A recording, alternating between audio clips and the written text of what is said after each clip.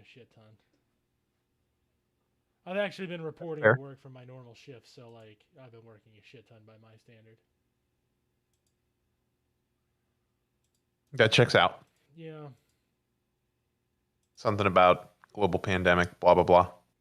yeah. Well, it's this job. I don't want to, of course, get into it too much, but Hmm. Hmm. Hmm. it is what it is. Hold on, I'm getting links now to put on the internet. So I'll put out for the internets. yeah. No, that should be muted. There we go. There we go. It's all muted. Oh, I gotta get in the right mindset too. What Shit. mindset's that? Um, to do the theory work, taking. Oh, I was hoping for gay with your dad type. Oh yes. Well, we all enjoy that. Hmm. Hmm. Hmm. We all love. How about now? I'm trying to get relaxed too. I just want to veg. You're still relatively fine. Okay, Again, a little quiet, but a little bit. Well, I'm loud on my end. Got these. What are they called? Turtles or doves or whatever, man. You sound like you're in the room with me. turtle doves. Yeah, what are How those? many have you got? Toucans. Is that what they're called? Let me look.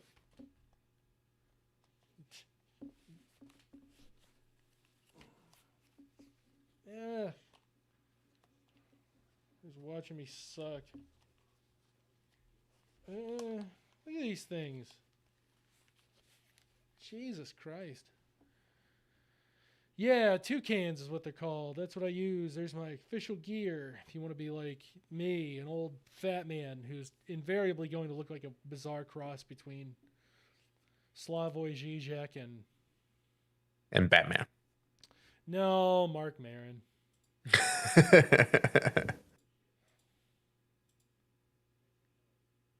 Yeah, it is for mature audiences. See, not a false flag. Well, we're going on everything. All right, so we're going Hang on, good. I'm gonna re-up my CIA connection to continue our false flag operation. We're not live yet, right? Yeah, we're totally live. Oh shit. Yeah. Um, blueberry, Echo Zulu, Foxtrot Kilo, 1-5 Jaeger. Foxtrot uniform Charlie Kilo. I repeat, Foxtrot uniform Charlie Kilo. I'm not cracking a beer, but I am cracking a delicious full throttle so I can get amped up. A cold one with the boys. If you want to sit around and drink energy drinks, I'd do that. In a Uh, heartbeat. what's that? What's that tea? Invigor tea. Invigor. Watch where you go with this word because it feels like a trap. Shit, I need the true horror here. It's his favorite drink. Yeah, it's his favorite word, too. It is. Both of them. Both the one Mm I'm trying to say and the one I'm very intentionally not trying to say. hmm. Mm hmm. I gotta tell you Mhm. this. I'm gonna tell a real life story. My sister in law had married an African American man, Mhm. and his nickname was Tigger, okay? With a T as in Tom. Mhm. Mhm. And she insisted on calling her computer Tigger's Love Box. So Mhm. my wife, my wife was like, that just feels like a trap. Well, he's right. That's clever. That's a good trap. That's a good way to find out who the racist is in the family. Oh yeah. Yep. You wanted to discern the racist. That's what you do. Oh, I'm trying to relax, dude. I seriously have been like hitting the pavement at work. I'm tired. You've been pounding that pavement. Yeah, I've been pounding that meat. I'm Both calling arms. superiors. Viciously pounding my meat. Nah. Not getting into it on the show. So you missed the dyad. Is that like a monad, except there's two of them? Exactly. I knew it. I'm a genius. Yeah, you missed the dyad.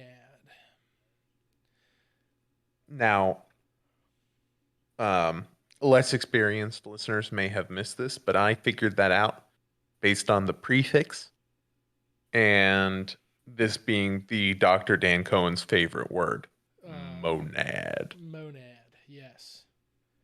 It is. I like the monad. I like my little monads. They're squishy. All right. Envision, if you will, a monad.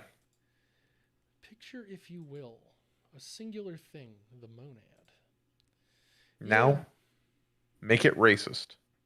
Now Gains a little Trump hat. Yes. Trump 2020, Fucking despite commies it being trying to. 2021. Yeah. Fucking commies trying to take away my fucking freedom. I tell you what. The monad has instantly become more racist. Yeah, I gotta tell you why I'm fucking taking commies, man. They're taking my freedom, man. Bastards. Won't let me sniff my own ass in public no more. They get mad when I put my finger in Dude, fire and take a can sniff. you believe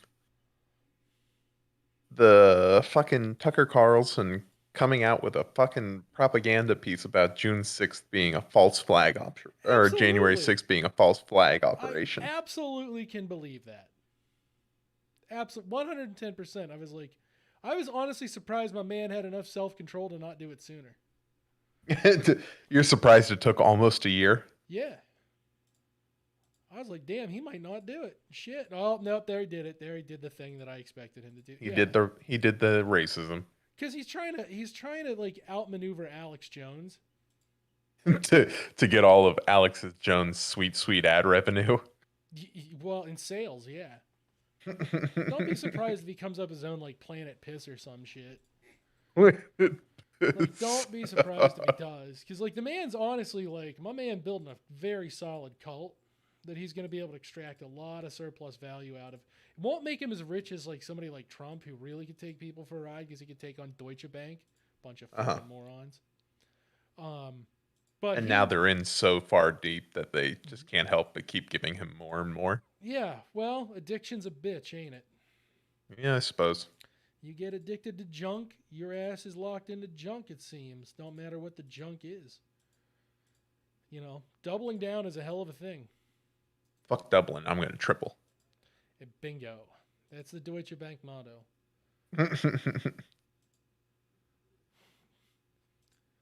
Yeah, other than that, I don't really know. That's, 1000 Jahres bad decisions. So yeah, no, I saw him pulling that shit. I was like, oh, because the Young Turks were like, what the fuck? Are you fucking kidding? How could he? Well, like, what's the next logical step for Tucker Carlson? Like, he's got to go all in on it because conspiracy theories turned him from a loser into somebody who gets watched. I suppose. Like, the next step is a blackboard and yelling random words at the camera. He's gonna go full Glenn Beck. I'm too composed for that because I can tie a bow tie.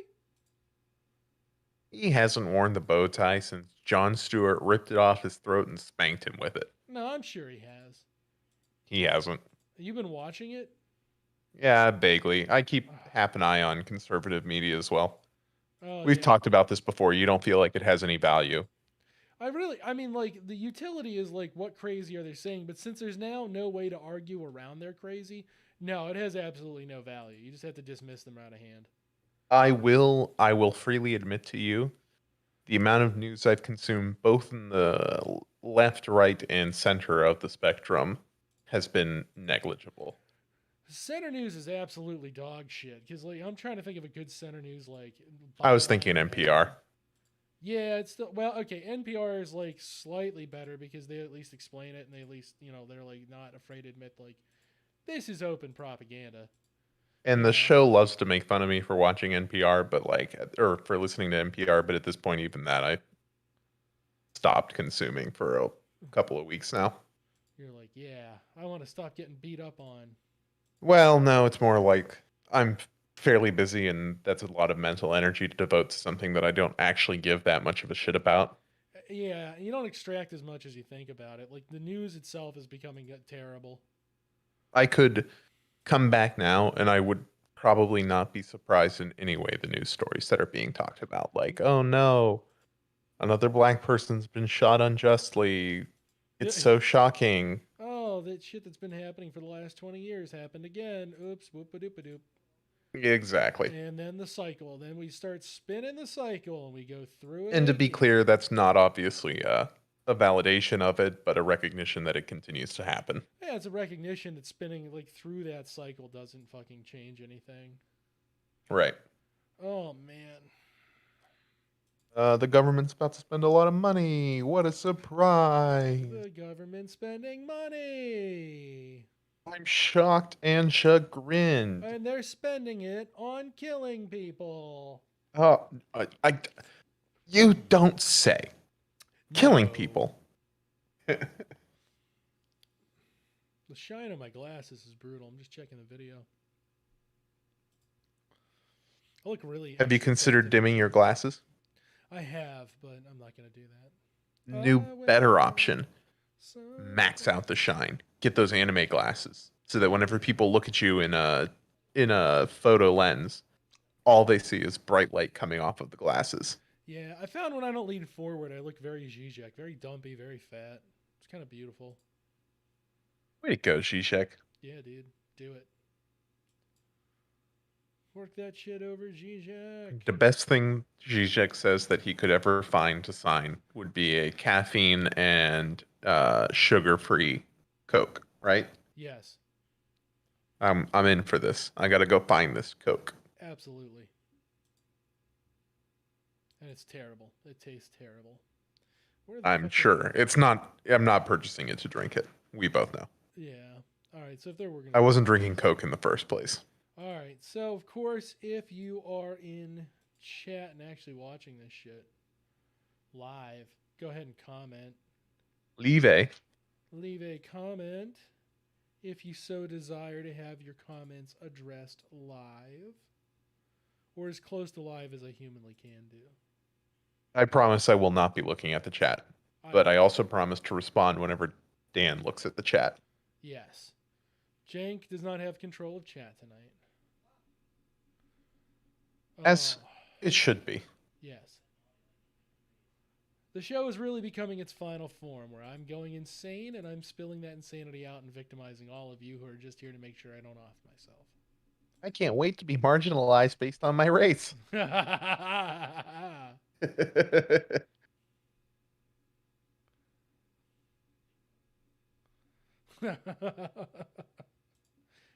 man, I miss Jesus. What else is new? I don't know. I feel like I missed you last week and I was on secret. What'd you tell the chat I was doing? No, absolutely nothing. I didn't. It was too secret to let them even know that you were not there. Didn't even address it. Yeah. We're just like, someone is not here. Yep. And you were like, what do you mean? The whole crew's here. Yeah. We just replaced you with another Latino and it was fine. Oh. Yeah. Aw. We totally did the most racist thing possible. Did I? Was it a reoccurring guest of the show? Yeah. Aw, I missed him. He came back on. He's one of my favorite Latinos that are regularly on the show. Slightly above that other jerk I keep hearing in this show. Me? No, the other Latino jerk. Who's the other one? Me. Oh. I wouldn't call you a jerk. Joke's on you. Got his ass. Got his ass. Oh. Shit.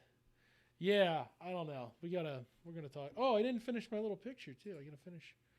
You gotta finish your dyad? Yeah, I gotta finish my diet. It's when you're busy drinking diet monads. Yeah, I'll give this one a little couple extra eyelashes. Whenever a monad goes into a caloric deficit, it becomes a dyad. Dietad. And a little bowler hat, if I could draw a bowler hat instead of just making a penis. It's on accident. Who get mad, Twitch?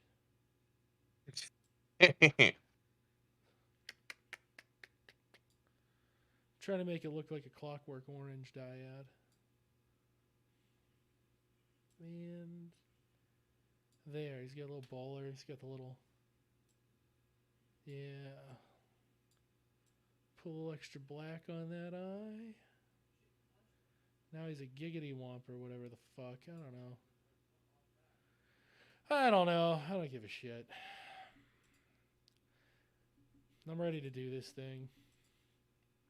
Live. God damn, is it going slow tonight? It feels slow. I feel like I maybe won't be so feisty this time. Maybe I won't have to be...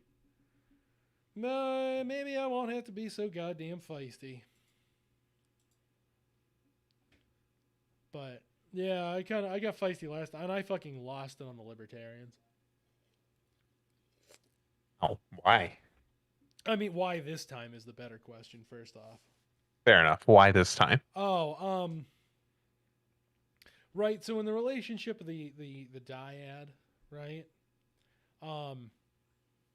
Essentially you have pressures from both, like all the monad pressures multiplied that can color the interactions.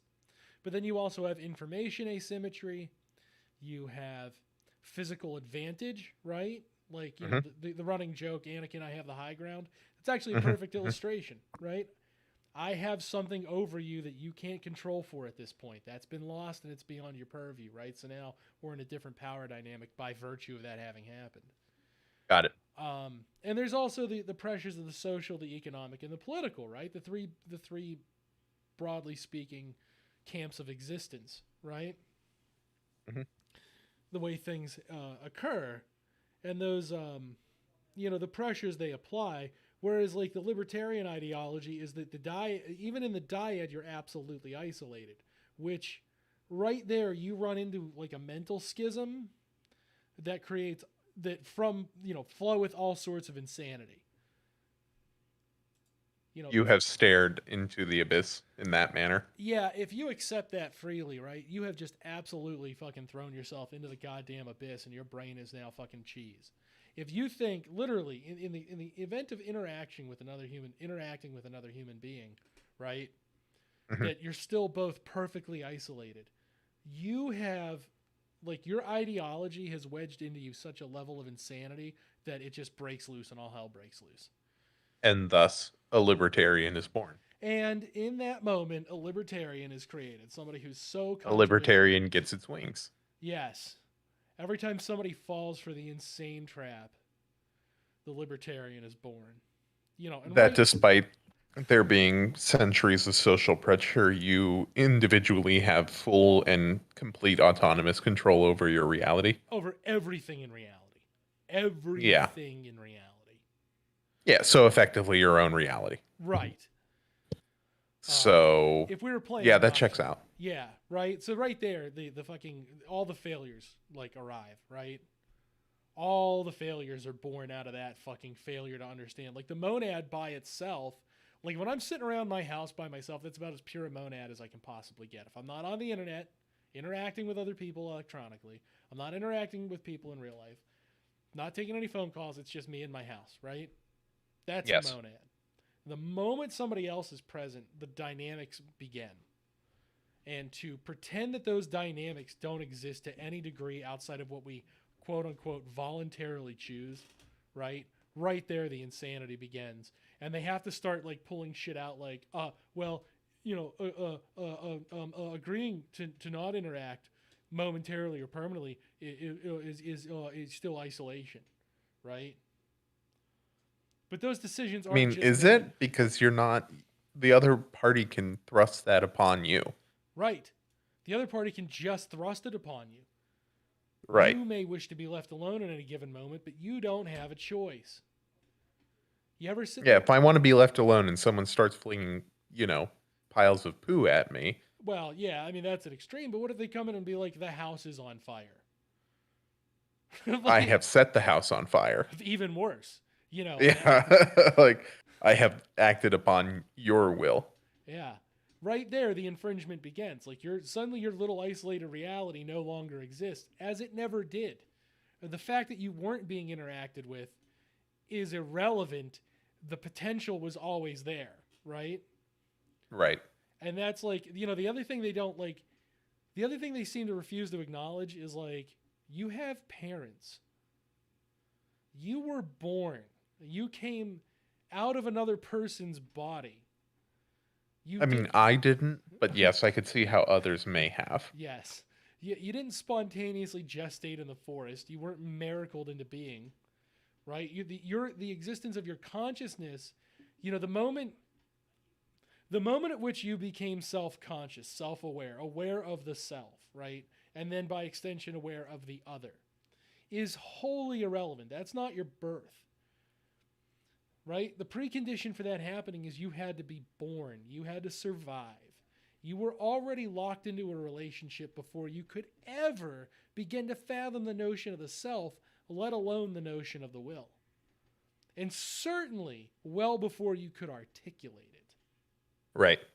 So this insanity of I am my own perfect island is this wishful God thinking that is just an insane religious belief used to underpin just the crappiest fucking behavior. And libertarians are unilaterally, like, irresponsible. Their entire ideology, the subset of liberalism that they practice, is founded on an inherent idea of irresponsibility, which is actually the Hobbesian idea, the war of all against all. That's why Hobbes was so dramatic in pushing for the state. He didn't want a democratic state. He preferred the king. Failing the king, a democratically elected, like, authoritarian power would be sufficient. Damn fucking tigers. Yeah, and it's precisely because in this fucking insanity, like, he saw it all the way back in the 1700s, right? All the way back in the 1700s, he could fucking tell, like, that is the most insane thing I've ever heard. Like, and sure as shit, these dog shit low-brained morons who are just fucking seeking to justify their own forever irresponsibility and childishness, like, they're fucking, they just make themselves insane, and I told John straight up, like, I'm really not interested in debating their counter arguments because their counter arguments are wishy-washy. The core of it is I want to continue to be irresponsible, but I also want you to be responsible to my whims. So anything they say is just going to boil down to that erratic fucking childish notion, right? This pure selfishness, this pure greed. So pass. I don't need to debate those points because those points are going to flip-flop immediately as soon as we come to a conclusion that is unsatisfactory towards the prima facie goal. And there's not much of a point in debating that particular set of ethics because you're talking to an adult child. You're talking most often to a man-child. That's a baby. They're a baby that are walking around in the world being irresponsible. It's fucking worthless. It has zero fuck all use. Thank fuck most people aren't like that. Although, yeah. I will say this, when people start talking about all the quote-unquote fascists out there, I don't think that, like, the more and more, like, I kind of spin it around in my head, fascism is not the proper word at all. That's just a libertarian. Like, just unleashed upon society. That's kind of how they act. And when they happen to agree, bad things happen. Because, like, it's almost, this is the darkest thought I've ever had. It's almost an insult to Mussolini to write those people off as fascists, right? Because Mussolini believed in a very tightly organized society around the state as the prima facie driver. They tried some of that, the Italian fascists tried some of that race science shit, but ultimately, like, that just didn't click. Aryans love their race science. It's true. It didn't click in Italy. What clicked in Italy was the notion of a strong, unified Italian state because Italy sucks at running governments. Thank God, Daddy. Yeah. They wanted Daddy Rome. So that's what appealed to them, and that's what you boil it down. When John talks about Pangellenic ultranationalism, and he fucking insists upon that definition. That's what he's driving at, this eye of a nation-state uber alles, which isn't, doesn't necessarily... Which, like, as far as Italian fascists go, they had the best opportunity in terms of, like, a heritage built up, like ancient Rome civilization. Yeah, all those fucking jerk offs love Rome. find me a fucking Western philosopher that didn't fucking jerk off to Roman civilization, please, Oh, they all. please. Oh yeah, and the right just loves to masturbate over it, which is funny because like that's the most Libby thing you could do. Because Rome was nothing but lawyers. It was nothing but litigious merchants and lawyers. You know what I mean? Yeah, That's all fucking Rome is. Couple of engineers here and there. couple of engineers. Yeah, a couple. Really enough to get some plumbing done so that everybody could take a shit before their next court Some case. plumbing done, Yeah. and a few roads. Yeah, a few roads. I mean, again, to get to and from court. Yeah, You had to go from the market to cause a court case, then go to court to have a court case, and then you had to go home so you wake up the next morning and do the same thing again. You know? that checks out. Yeah, that's all Rome was. And then there was some hedonistic fucking, in the background. And of course, bloody violence, right? As any good religious society is underpinned by. Point at any society in the past 3 centuries, 3,000 years, actually, 3 millennia. that didn't have an underpinning of violence. Right. Which is the only thing that gives the anarchist credence. To create society, you have to underpin it with violence to hold it together, right? That checks out. Yeah. But the anarchists are that kind of the flip side of that libertarian because they're libertarians with that same that drive towards moralism, and they've just managed to fuse Puritanism and libertarianism into this bizarre thing that produces bedtime as fascism. Daddy made me take a bath when I should be running around in the cold naked outside because clothes are fascist. Just fucking brain poisoning. I feel poisoned already. Yeah. But no, that's the thing. Getting back to Italian fascism, right? Very much in line with an organized state. And yeah, they have their... I'm honestly, at this point in my life, I'm dubious on the word propaganda, but we'll use it for the sake of argument, right? Sure. For the sake of argument, of course they have their fucking propaganda. The trains run on time. Which they didn't, but we all think they did. We all pretend that they did because they were so organized. They were organized at doing violence. That's what they were good at. And that's, again, not the most shocking thing I've ever heard. No. Unsurprising that one of the Axis powers was considered to be good at doing violence. Thank God it was only one of them. Yeah. Not that the rest weren't,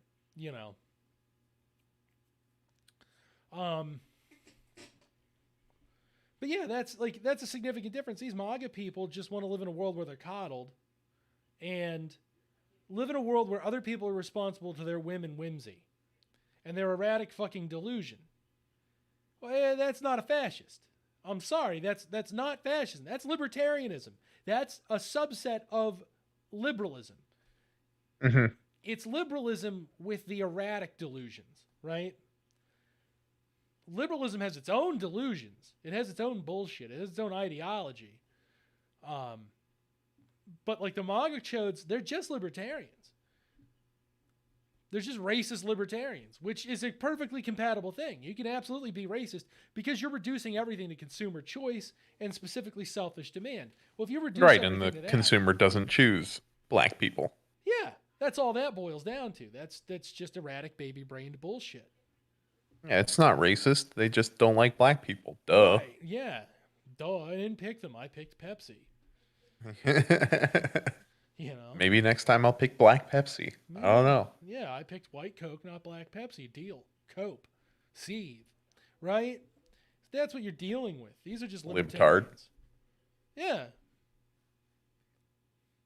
So, right there we found that out. And we get to the core, like we talked about the first time. From that, we get to the core of why is abortion wrong? Because you're not giving that infant a chance to be that erratic fucking consumer and join with this unification, I'm going to use that in quotes, this unification of these free thinkers, right, who all happen to more or less have the same delusions. It's fully ado, right? It's just mass psychosis is all it boils down to. It's ideologically, what's interesting about it is it's not like somebody's poisoned them unless you count political speech as poison, right? Hmm. Which gets into a whole can of worms. But they're not physically been poisoned. They're not been all mass suffered brain damage. Although I would bet, right? I would Then bet, many have. yeah, I would bet many of them have, like to a minor degree, because concussions are common. Hmm. You know, Especially within the cultural signifiers that those people are growing up in. Like, yeah, go be a man, go play football, go get your head hit by other men. yeah, got to be tough. Got to be tough. Stop being a baby. Don't cry. We're not going to the hospital. We're not going to acknowledge the fact that you have a concussion. And there we are. There we are. We're at a libertarian. Yeah, so it's quite possible these people have some sort of physical brain damage, but it's ideological poisoning, right? It's consumerism. Primarily, we assume. And we can blow past the term consumerism even because consumerism is just a subset of hedonism that isn't necessarily, honest to goodness, it isn't necessarily that bad. You're allowed to like things, right? Absolutely. I'm not here to hate. No, as long as those things aren't objectively immoral, like I like, burning down preschools. Like, okay, that's a Yeah, that's consumer's choice. objectively immoral. We're probably not going to allow that. Yeah, that we can't indulge that. But like, if you're like, well, I like Coke or Pepsi, sure, whatever. Who gives a fuck? Utilitarianism has worked again. Just ta-da. I like sugar-free, caffeine-free Coke. Yeah, good for you. It's fine. Have it. Don't, no, nobody cares, right? Right. But once you start indulging the body's more immoral urges, beyond just the idea of a dark thought crossing into your brain, you know, you move into some pretty awful shit, and you get MAGA. That's what you get. That's just erratic babies. Megay. Megay, mama, MAGA. You know, that's it. And they all want to go back to this delusion, like this time that never was, wherein all of their desires were fulfilled and everything. But like, you forget that like they didn't have PlayStation and anime and vaccines required to make sure that you didn't get tetanus and shit.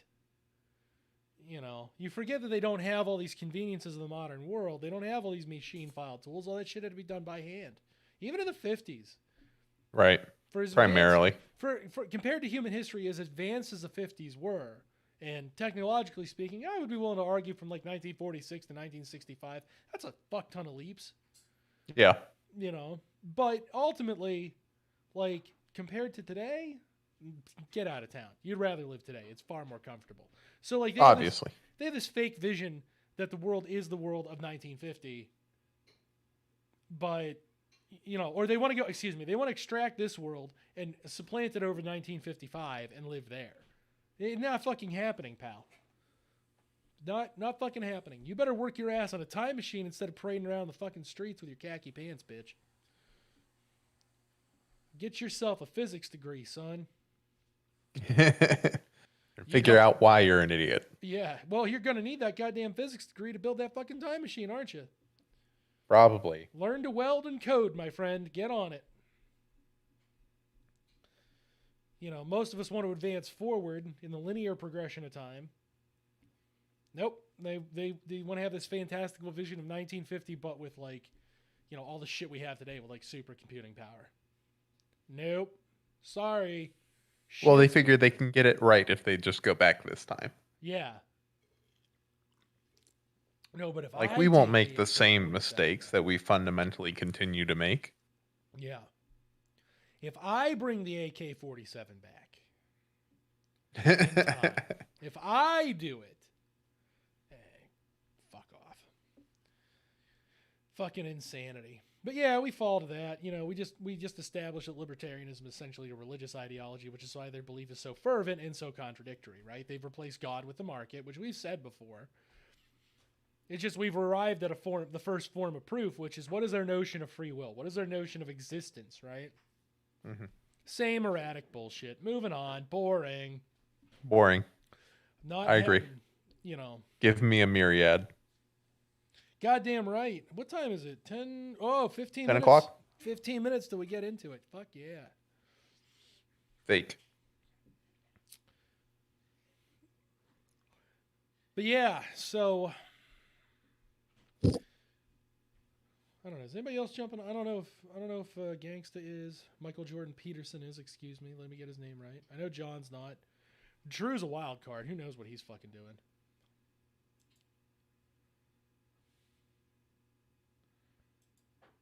Who fucking Could be anything. knows? Yeah, it could be anything. You never know if he's like jerking off on the side of the road, or if he's like fixing a shed, or if he's like coming on the show. You don't know.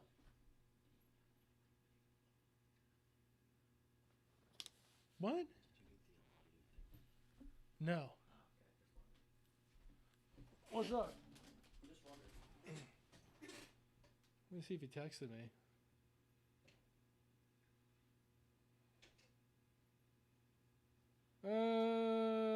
Nope. So that's fine. No guest tonight. You want to be what? You want to be Johnny? All right, Johnny it is. That's my boy Johnny.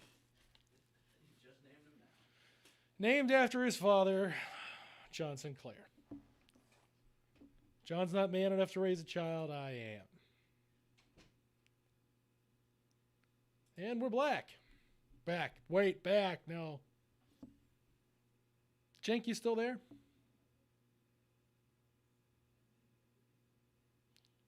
Did you drop? Did I drop? Huh. He might be getting tea.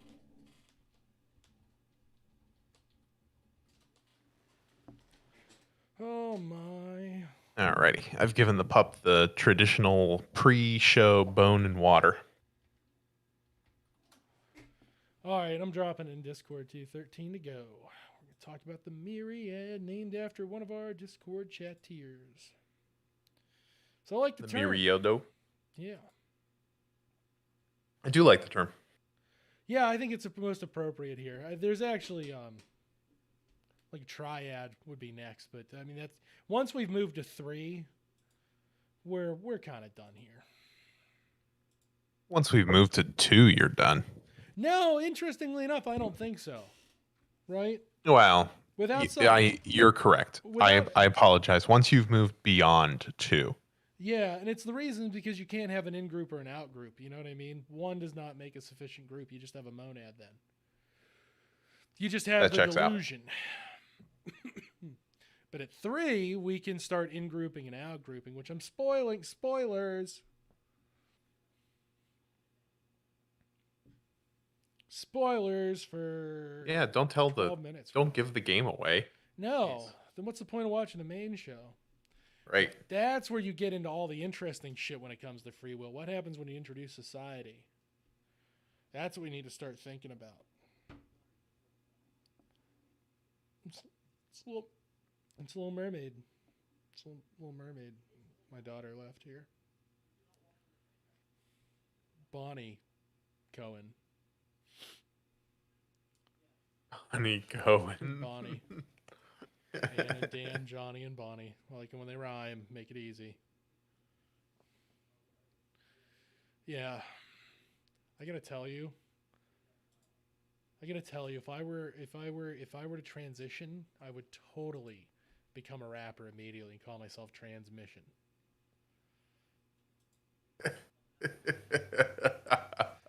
I would totally be.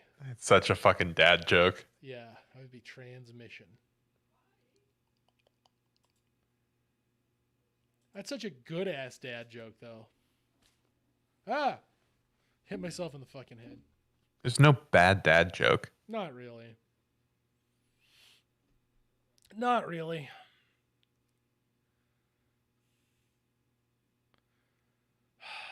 Yeah.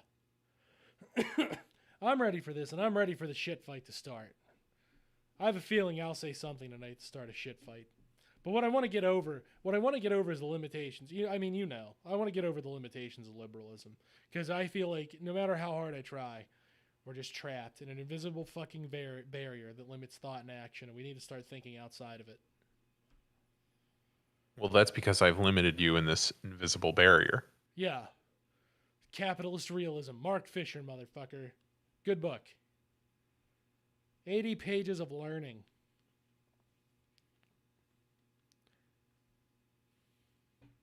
Yeah. Also, I think I'm gonna buy one of those little red books finally. I think I'm gonna break down and do it. Little Red Book. The little red book. The Little Red Book. Yes.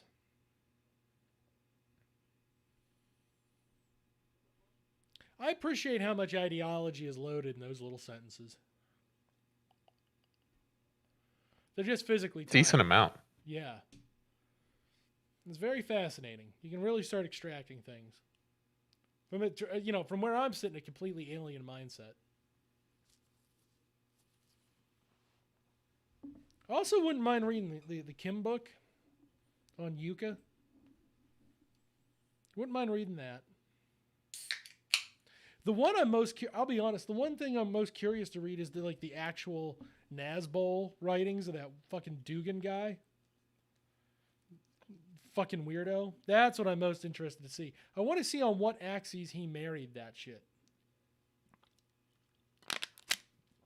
Because every fucking idiot with a keyboard can type red brown, but that means nothing. I don't know what you're talking about. I appreciate that you think that I did, though. Yeah, so there was this weird fucker in the 90s after the fall of the Soviet Union who was resisting liberalism and neoliberalism by trying to marry the nationalist authoritarianism of fascism and the hyperstate, right? And the unified state as a singularity. He was trying to marry it with honest to goodness proper redistribution and socialism to create a nationalist Bolshevik, an Nazbol. And he had a small cult following of fucking fanatical weirdos around the Russian state, which... That sounds like a fake thing. It's not fake. It's real. It's a real thing that happened. It only worked for 2 elections, and then it dissolved under its own insane contradictions. And contrary liberal political pressure, right? But now everybody who's read about Dugan is just looking to call Marxist-Leninist Nazbols and all sorts of shit because they're just, they're children playing pretend at terms. Most of the people who are throwing that around are just liberals who've read about Dugan. Even though they would never themselves admit they're fucking liberals while they're all lamenting the fact they don't have 80,000 a year jobs and now they're anarchists. Now they're anarchisms.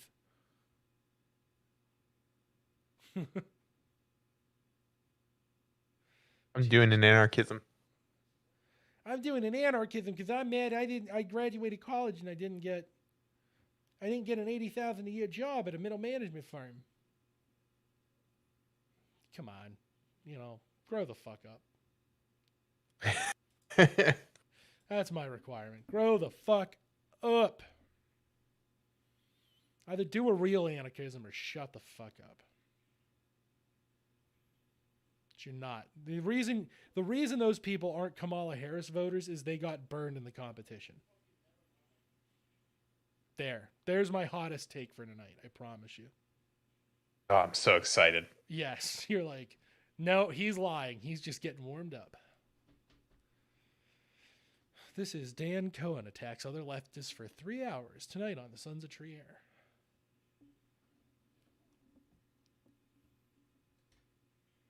What are we at? 10? No, 6 till. Shit. Gotta get the game face on. I'm gonna have to sit up proper and readjust. I gotta get the game face on. Right now I'm in casual mode. No, I'm doing a thing. I do a thing. No, not you. Me. You're in filthy casual mode. Yeah, I'm in filthy casual mode right now. I gotta get my game face on soon.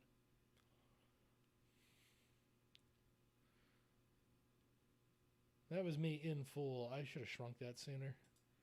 Now I know though. See, we're learning. I didn't even think I could get the whiteboard up. And the whiteboard is the best part because when I start drawing, you're like, it's gonna be shit.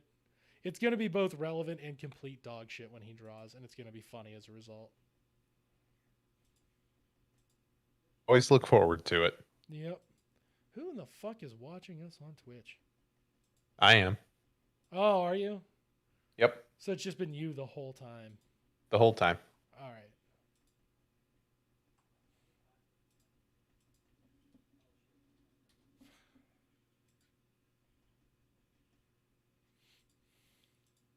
shit. All right.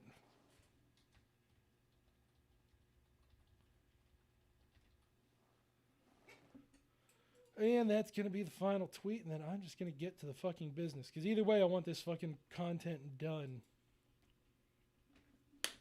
All right.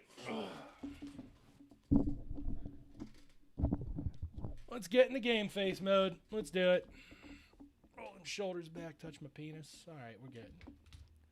We're good. And if I sit like this, I can talk into the microphone better. I can kind of do one of these. How do you like that? How's that sound? Ooh, I love it. You love it? It's sensual. Yeah. Do it. It's Say it. Sexual. It's ASMR hour with the sons of Creer. ASMR with the sons of Asmer. The Asmer of Trier. Yes.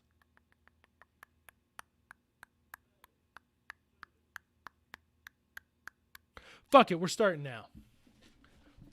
Fuck it. All right. So I am, of course, Dr. Dan Cohen, the person who's going slowly insane as we unravel free will. I'm joined by Observer, Snazzy Dresser, Sexual Dynamo, Penis Enlargement Success Story. Wait a minute. The True Horror is not on here today. I was talking about you, Mr. Jank Engels. Holy shit. And it looks like we're going to one of our classic We're Just Two Guys modes, which is good. I think this is going to be productive. So if we're if our screens are less than 5 feet apart, are we gay or not gay? Just two thighs, and we're having a good time. Ooh. Yeah. Ooh. Oh. 4 thighs, sign me up. I'm ready. By the way, I'd like to play for y'all now leaked audio of Nikki Haley and Trump having sex. That was a secret recording. Wait, hold on. Hold on. There's more.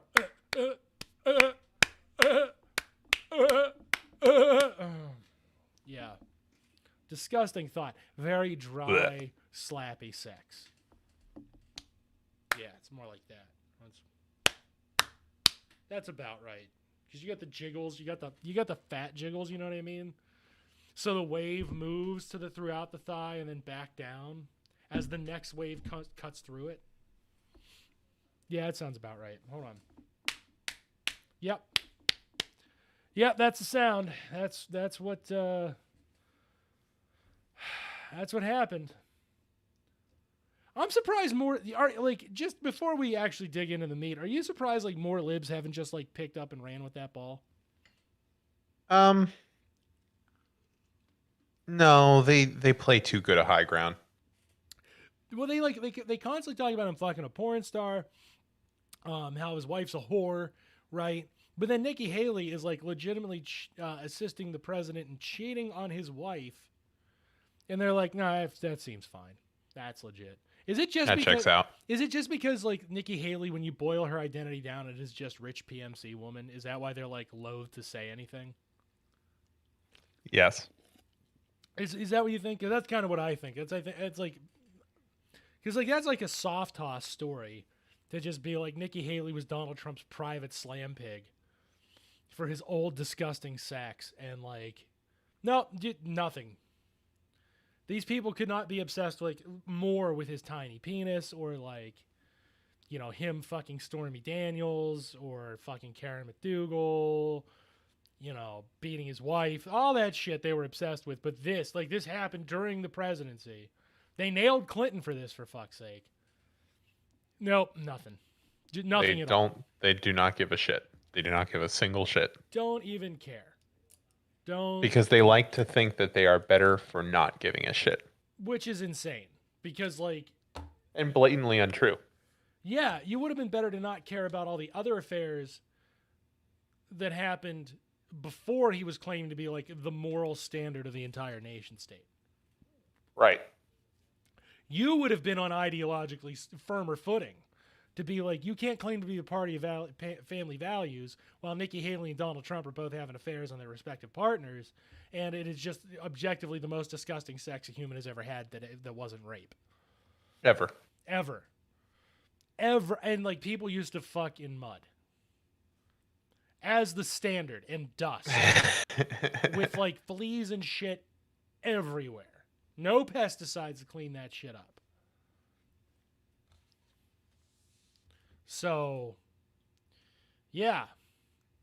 Just something to think about. You monsters.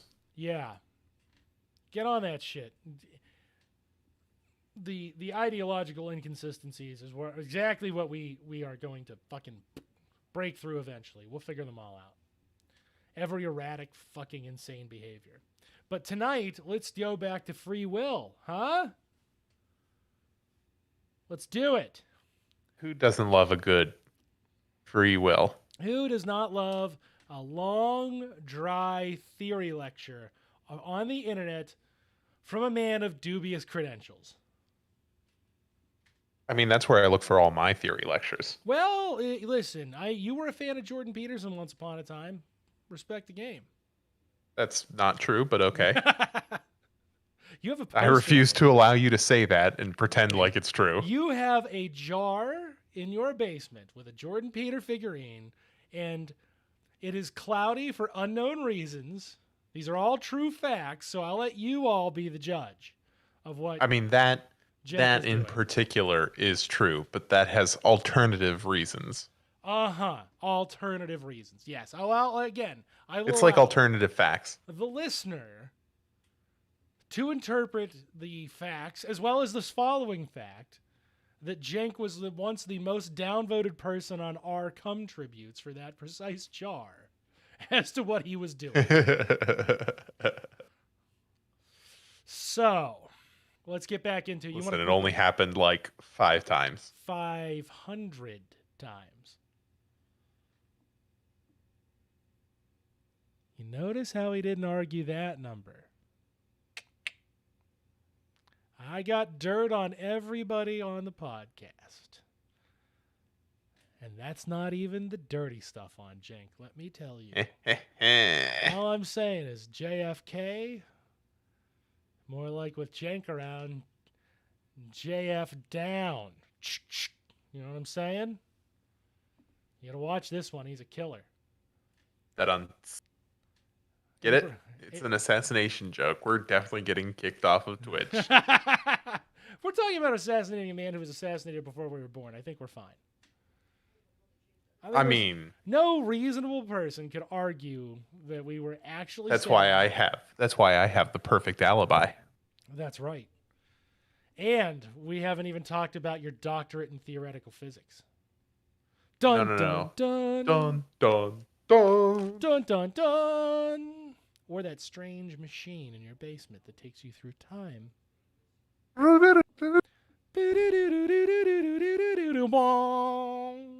Yeah. All right. So, quick refresher for the audience and for you, Mr. Engels, since you had missed last week. I'm prepared. We start with the monad, the singular subject, the individual.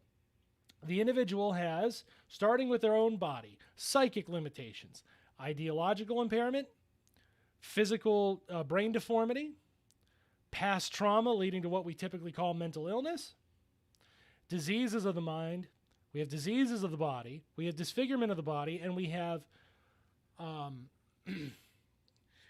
minor dismemberments of the body, like missing limbs that have been removed, etc. Right? These are all limits to the monad. I'll take strangely attracted to dismemberment for 500, Alex. Sexy.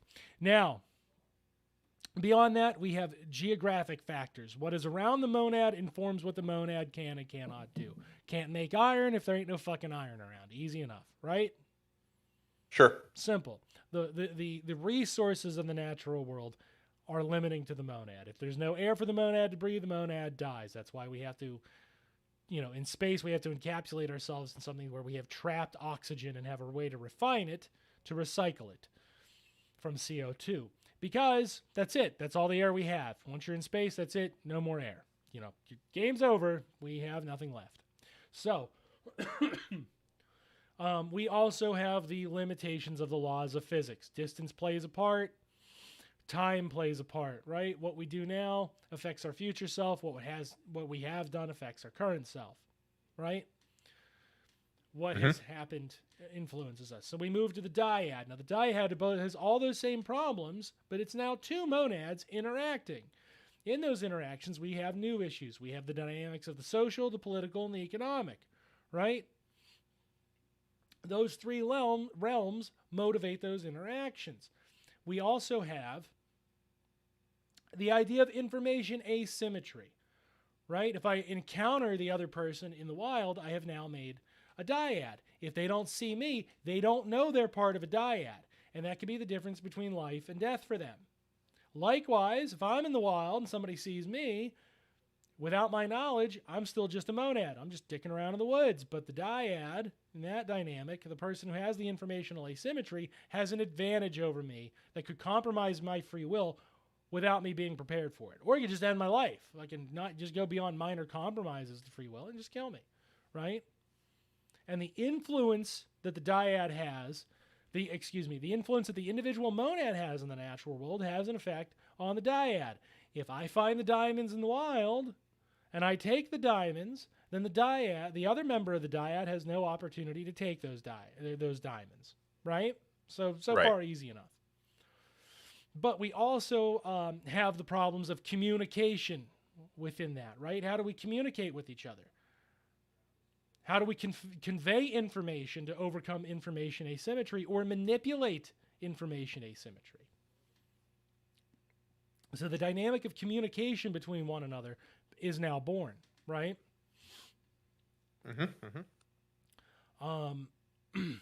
And finally, of course, there's the power dynamic. If I have made a sword or a knife, you don't have a sword or a knife, power dynamic exists. I have the weapon. I am better armed than you, right? This is why people obsess over martial arts and unarmed combat versus armed combatants, self-defense courses and things like that. You obsess over it because it's a well-recognized power asymmetry, not just an information asymmetry, but a practical power asymmetry. Yeah. A more experienced fighter, historically and tangibly and provably in many ways, will have an edge over an even larger, more powerful fighter if they are less educated. Right. And this is proven time in and time out. Because in just going off of nature without that training, the larger creature is presumed to be at a distinct advantage. There is a power asymmetry. The larger creature is at an advantage. It's presumed that way, at least. Because equally educated fighters will tend to gain an edge via weight and size. Yeah, but you don't know what's going on inside that random dyad's body, do you? You do not, but the statistical relevance tends to skew towards weight and size. Yeah, but we're not talking about professional fighters here. We're talking about two random people meeting in the woods. Just because the one's bigger I said fighters of equal education. Yeah. So that education could be zero. That education could be they're both, experts. I don't know, man. As long as the education level is equal, it will skew statistically towards size. Yes, you're correct. We're getting. I'm agreeing with you effectively. Yeah. Right, it skews towards that, but it doesn't have to because, of course, we don't know what if they have a bum ticker, for example. Right. Any given Sunday, but statistically, you will edge towards size. Yeah.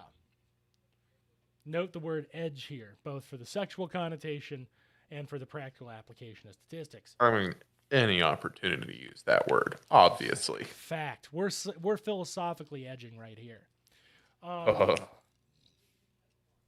Say it again, Daddy. You got it. Philosophically edging. This has been your philosophical off instructions. So, POI. POI. Right, but we still have, if we just take the level of the dyad, there are certain dynamics that we don't have. So let's introduce them, right? Instead of one, instead of two, let's add a fuck ton of little monads. 57 monads. Sure. Fuck yeah. For the sake of argument, 57. I like that because 57 is a natural decider in democracies, right? Majority wins. Right. And odd numbers skew better towards these when you factor out non-voters. It's true. It is true. So we I have assume 57 monads as represented by those little 9, right? I chose 9 because it was easy. Right. I'm lazy. So what new dynamics do we have in play now? Uh, so there is an opportunity to create groups Yes. in and out. I believe you said earlier. Yes, I did. Paying attention. Good. We can now have in-group and out-group, which are dynamics, which are extrapolated dynamics of the social, aren't they? Checks out. Right? So we go a step beyond the social group. We now move into the idea of an in-group or out-group. Who is considered in the tribe, who is considered outside of the tribe, who is external, who is, and note that you can flow between those two in most circumstances. You can flow in and out of those because it's just an arbitrary line drawn in the sand. Right? And what's one of the logical objections here? What if those in-grouping and out-groupings are based on an essential characteristic, right? Now we get into essentialism as an influence on free will. That's a harder question.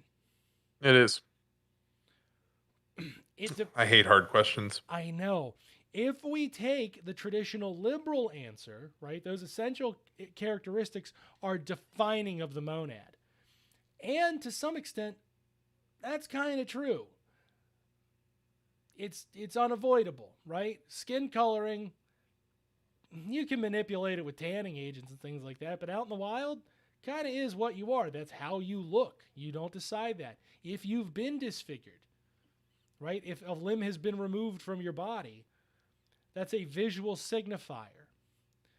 And the real question is, ought we base our value judgments and our evaluation, in this case of free will, on those essential characteristics, the parts of the body that make you you? And we run into another problem, don't we? Because go ahead and try to answer that, Jenk. Do we do it or not? All right, let me make it easier for you. What happens if we do make that some sort of qualifier, right? Right. So if you're basing social constructs upon a fundamental need for people, or on a fundamental condition of existence, right? At the time of interaction. So skin color, genitalia. I'm going to go with racism and sexism. Bingo. And isms.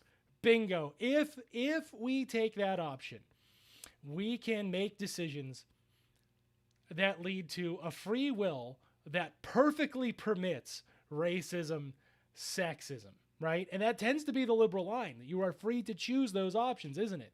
It's telling, right? And that tends to be the line. It makes you morally bad, but in terms of a sheer binary on-off switch, you are free to make those decisions. I guess. Well, what do you say about the monarchy? Yeah. Actually, that makes sense. You are free to make those decisions. Yes, that tends to be the stock line. You can express your free will in a negative moral sense, but to the victim of that racism, to the victim of that ableism, to the victim of that sexism, you don't get to choose to accept it. They say you don't have to choose to accept it, but remember the problems of the dyad. If I have a weapon and you don't, suddenly the power asymmetry plays on that dynamic, doesn't it? Now, right, and the law is a weapon in this case. Well, that's getting even further, isn't it? But that's the political. The law, then, the shared agreements of society cannot be wholly shared. They can certainly be against you and not in your favor. So we find another contradiction in liberalism, right? You are certainly free to make those decisions, but also those decisions can just be forced upon you. So you're really not making those decisions freely. Those decisions have already been made for you. It just matters on which side of the binary you fall. If I, as the majority in-grouper, decide to make laws that don't specifically address violence towards the out-group after sundown, then the law is a de facto instrument of my free will in violation of the out-group's free will, is it not? Sounds right. Sounds about right. That's certainly the interpretation we live under. which is why also we have another great counter argument, right? We've just found an ideological underpinning of a classic counter argument. The law absolutely can be built to be fucking racist. It's just a piece of machinery, a set of agreements. If the people who are going to be victims don't agree to it, but the majority does, and that's what happens, or even a very aggressive, powerful minority who overcomes the limitations of group size through undue political power and informational asymmetry, then the law suddenly favors them, displacing the other to their detriment, wholly in violation of their free will. So the law itself, which portends to be an agent of ensuring maximized free will, that's at best delusional. That is at best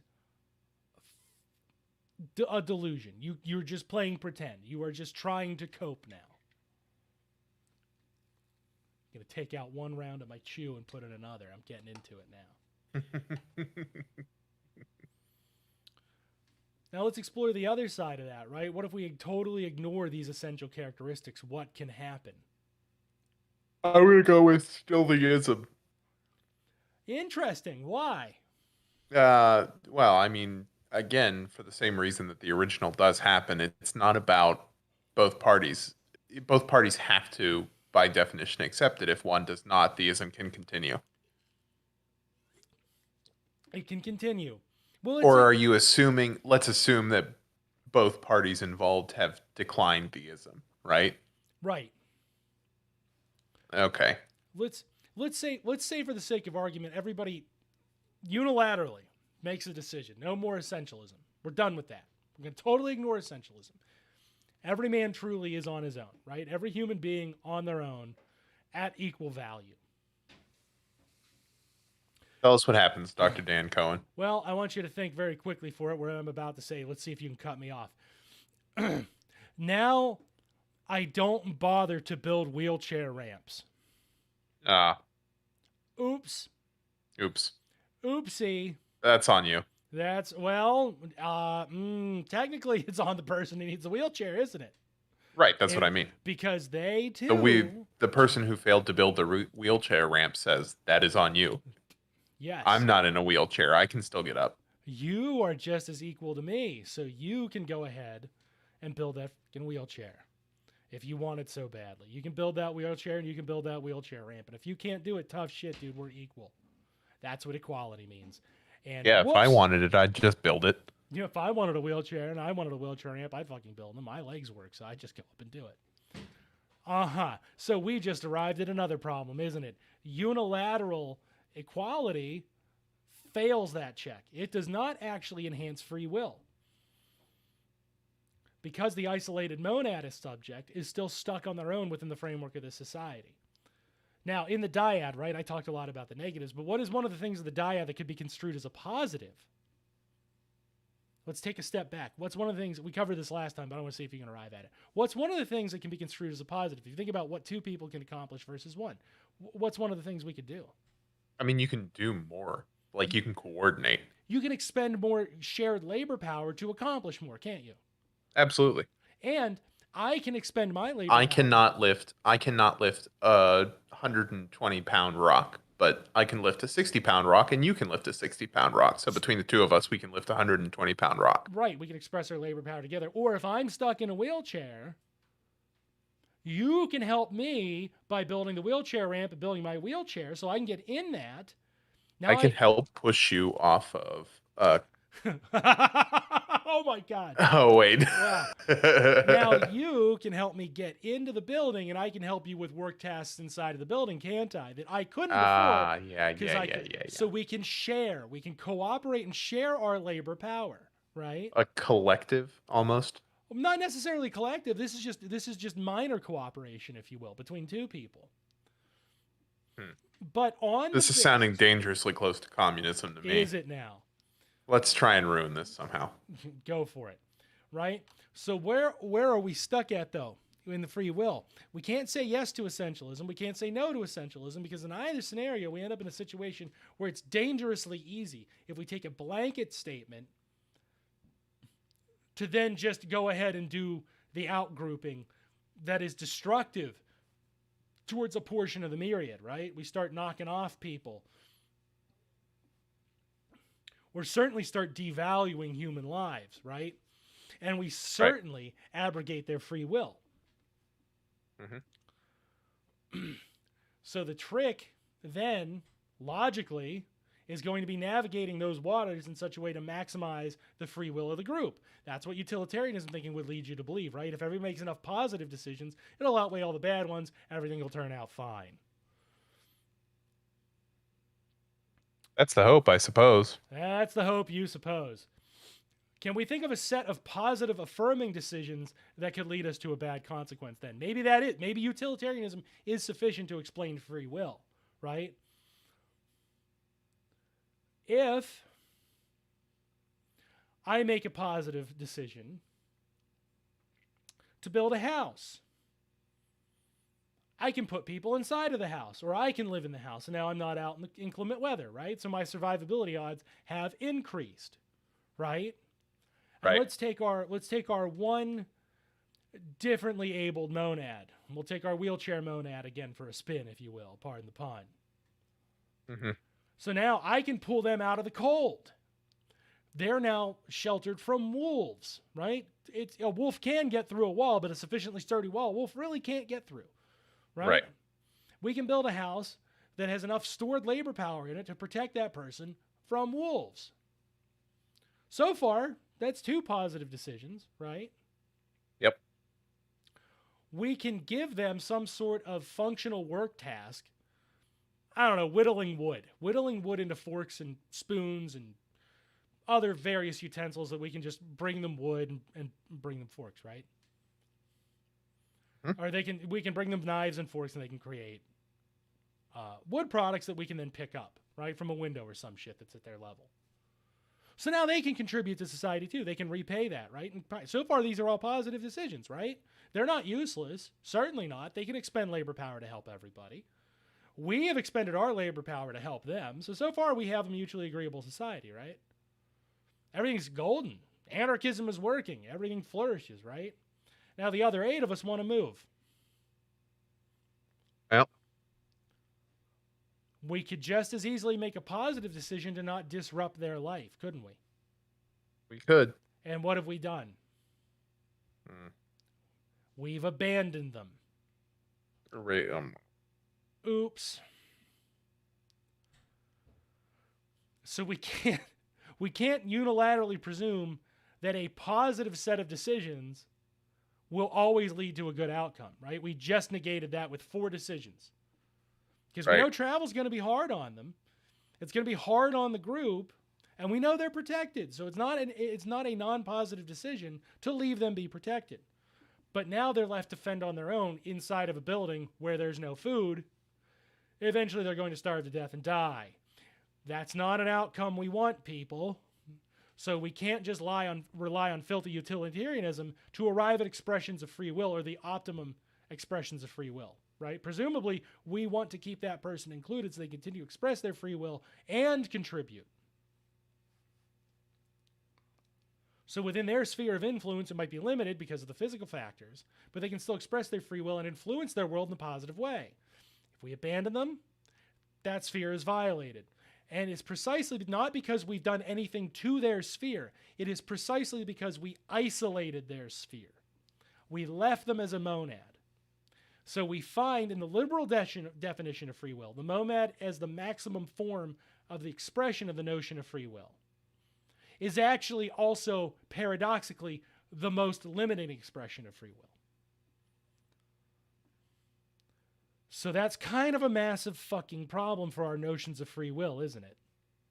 Mm-hmm. So we need to, perhaps... I'm still not, I have to warn you, right? As I think about this shit, because I'm just doing this right now. This is all off the cuff improv shit. Bam. As we contemplate this, it might even behoove us to eliminate the notion of free will. We can't take that idea off the table. That we ignore or eliminate this religious version of free will, if you will, right? This non-Christian. Right. You have a free will, but we already know what the answer is going to be. Right. It's not this fatalist interpretation or pre-fatalist interpretation of free will that religious people tend to have. And for this purpose, let's lump the libertarians into other crazy religious people who have this absolutist notion of free will, this fatalistic or deterministic, right? Where the shit happens. Mm-hmm.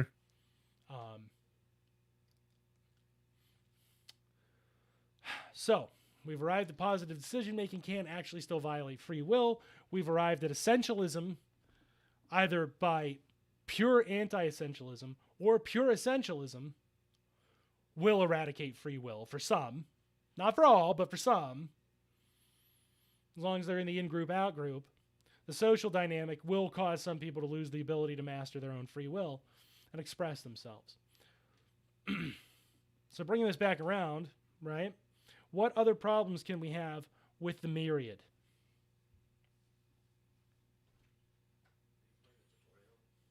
So we have in groups, out groups. Mm-hmm. You can also have. What if we have an asymmetry of political power? What do we get then? I mean, it's still an in group and out group. I feel like, but Could it be? sure. Is What- there something different there? Sure. What if we had a situation where all 9 monads agree and express their free will by expressing their positive and unanimous consent to a decision? All right? Okay. They all unilaterally make a decision to put one of them in charge, to direct the group. They sublimate part of their own free will to add, if you will, to the free will of this one individual. And this one individual is going to take over some of the decision making for the rest of the group. So they're going to express the will of the mass, right? The other 8 myriads and themselves through themselves, and the other 8 will obey. Mm-hmm. Well, yeah, you're starting to see problems there, aren't you? Everybody's on board with it. Do we have a violation of free will beyond? Can you volunteer away your free will? Can you? Is it something that is exchangeable? I don't know. My fundamental thought is no. Really? But you can definitely fundamentally vote away enough of your own personal power that, it's effectively the same. It's effectively the same. So we're talking about the same thing then. If not the exact same thing, because I voted away. But if I'm voting it away, I'm making a decision, aren't I? That's the premise to voting. We're making a group decision. If we all unanimously consent, enthusiastically, let's go beyond just unanimous consent. Let's go to enthusiastic consent, right? That's the favorite liberal term. Sure. We all invest this power into one person, right? This is the power asymmetry. We allow them to extend their free will farther by cooperating with our labor and our decision-making under this one person. Mm-hmm. We have now arrived at something like a monarch or an authoritarian. Oops. Certainly seems like an authoritarian or a king could violate your free will, doesn't it? Yeah. Yeah. Certainly seems like they could, because their decision making is held uber alles. I chose that term on purpose. It is held above the mass.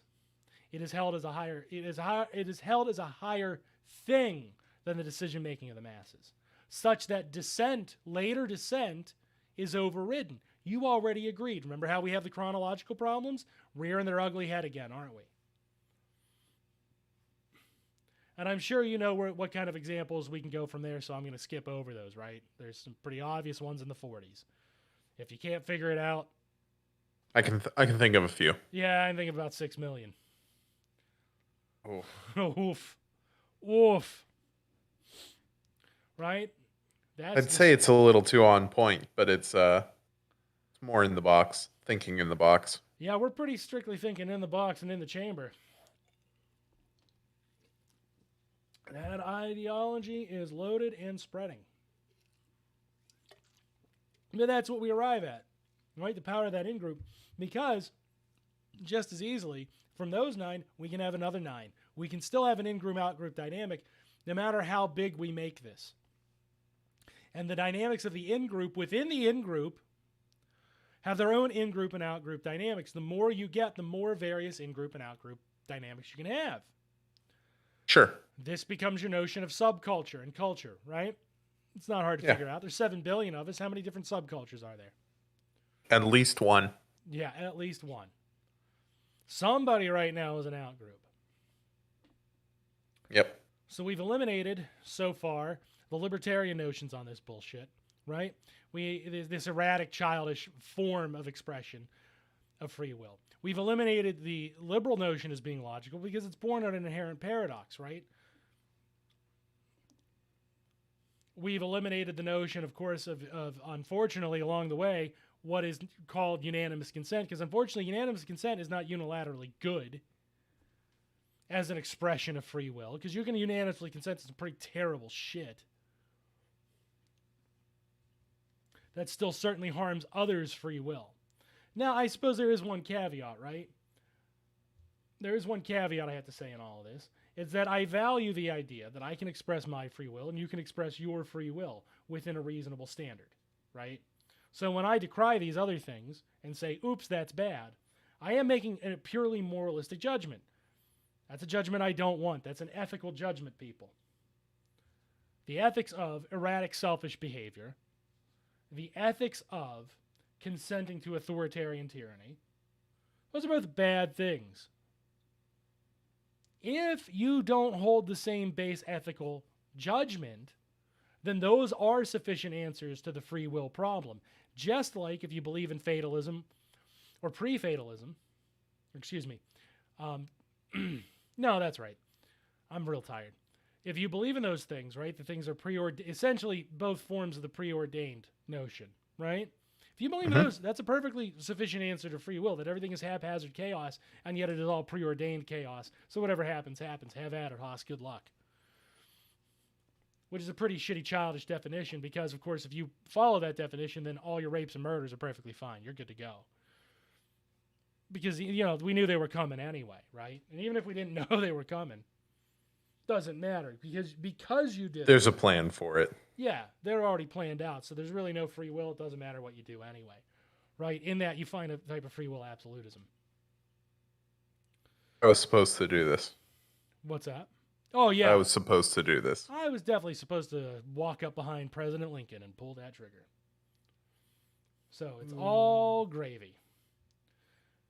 But in that case, I mean, if that's your ethics, then you can't possibly see that as a bad thing, right? You can't really, because it was supposed to happen anyway. You have a fatalist notion of the universe.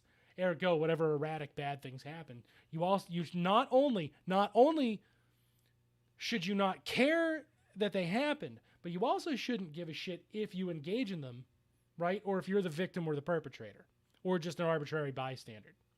I mean, you can also be fated to punish someone for it. Sure, you could, but why? The notion of punishment means there's consequence. If everything's preordained, there's really no notion of consequence. You could do it. You could do it for the truly base reason, right? You could just be like for pleasure, right, for justice, for a sense of fulfillment. Well, you can't really do it for any of those positive reasons because those imply an influence over the world. The only reason you could, quote unquote, punish is because you want the pleasure of killing them for having killed. Right. So that's not actually any notion of justice or anything. That's not. Just to be clear, the Sons of Trier does not support that opinion. Not at all. We are all unilaterally against it. Otherwise, we wouldn't be bothering to have this exercise for fucking almost 9 hours now. 50 billion hours. Well, chats. I'll take that answer. I think there's a limit on the actual hard time, but I'm not going to, we're not going to quibble the Sorites paradox there. Likewise, if you have an erratic, selfish notion of the universe, then beyond the base, banal hedonism of consumerist choice, right? There's really nothing to get mad at. Again, punishment becomes an arbitrary notion, whether or not you wanted to exercise power in that manner.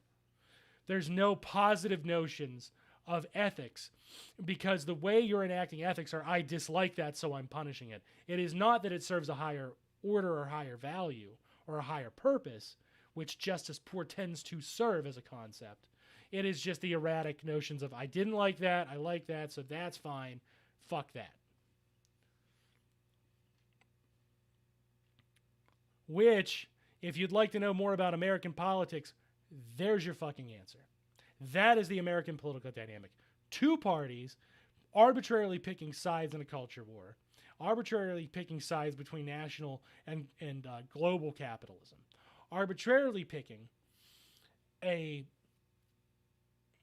essentialist stance and a Despite the fact that non-essentialist they stance. ultimately end up in the same spot.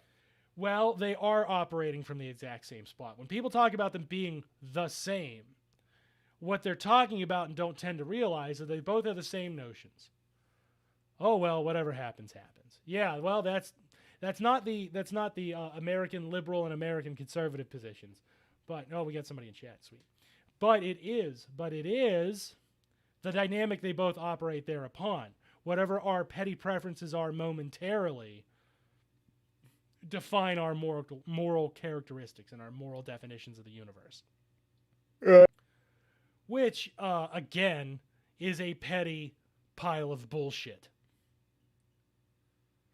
This is also why, as a quick aside, I've bitched often that, like, I don't know why libertarians hate the Democratic Party. They should just view it as another possible option, one that is overall, globally speaking, more successsul. That's their reliance on nationalism. But it's the same fucking shitty baby attitude, so who cares? When they whine endlessly about Obama and conspiracies and things like that, and wax fucking poetic about the reptilian moon lords and the forced abortions or what the fuck ever, you're just expressing the fact that you don't like the fact that they're global capitalists. You would prefer a crucible within the arena, not a global arena. That's a boring distinction. That's a very boring distinction. You could take, and honestly, I guess this is where I would side with the globalists, only in the sense that, like, you could take your shit show international. Who doesn't want that? You people love inflicting your bullshit on other people. God help me, you're obsessed with it. So why be petty here? Why be petty? Right? Likewise, the actual conservative elements, the ones that are monarchistic or authoritarian in nature, that when you sprinkle out all the fucking libertarian weirdos and you look at the sludge at the left and the bottom, right? They have that authoritarian notion of society. I want to voluntarily yield my free will right now in exchange, in some sort of exchange that I feel is positive and beneficial for me. And I want to empower somebody to do these things for me, right? Even if they tell me what to do, I don't care about that. I want this burden that is placed upon me of my own free will to go to them. So I will maximize their free will and minimize mine own in order to avoid the responsibilities of having to express my agency and express my decision making. That's the core conflict of American conservative politics, and largely, I would say, probably global conservative politics, right? There's those who long for the monarch and those who have this loose notion of libertarianism. And that drives what we call the conservative movement very loosely. You know, they have sub-camps, but who gives a fuck? Those are the two major, right? Whereas on the left side of things, in a broad sense, you have the collectivists who view the collective as a potential for maximized human potential, and you have the leftists, your conservative liberals and things like that, who, broadly speaking, just want to express their own selfish decision-making in order to maximize their own moralizing, right? These are your anarchists, these are your liberals, these are your left libertarians, etc. How was that, Jenk? Do you like that? I mean, it checks out. Thank you. Makes a lot more sense, doesn't it?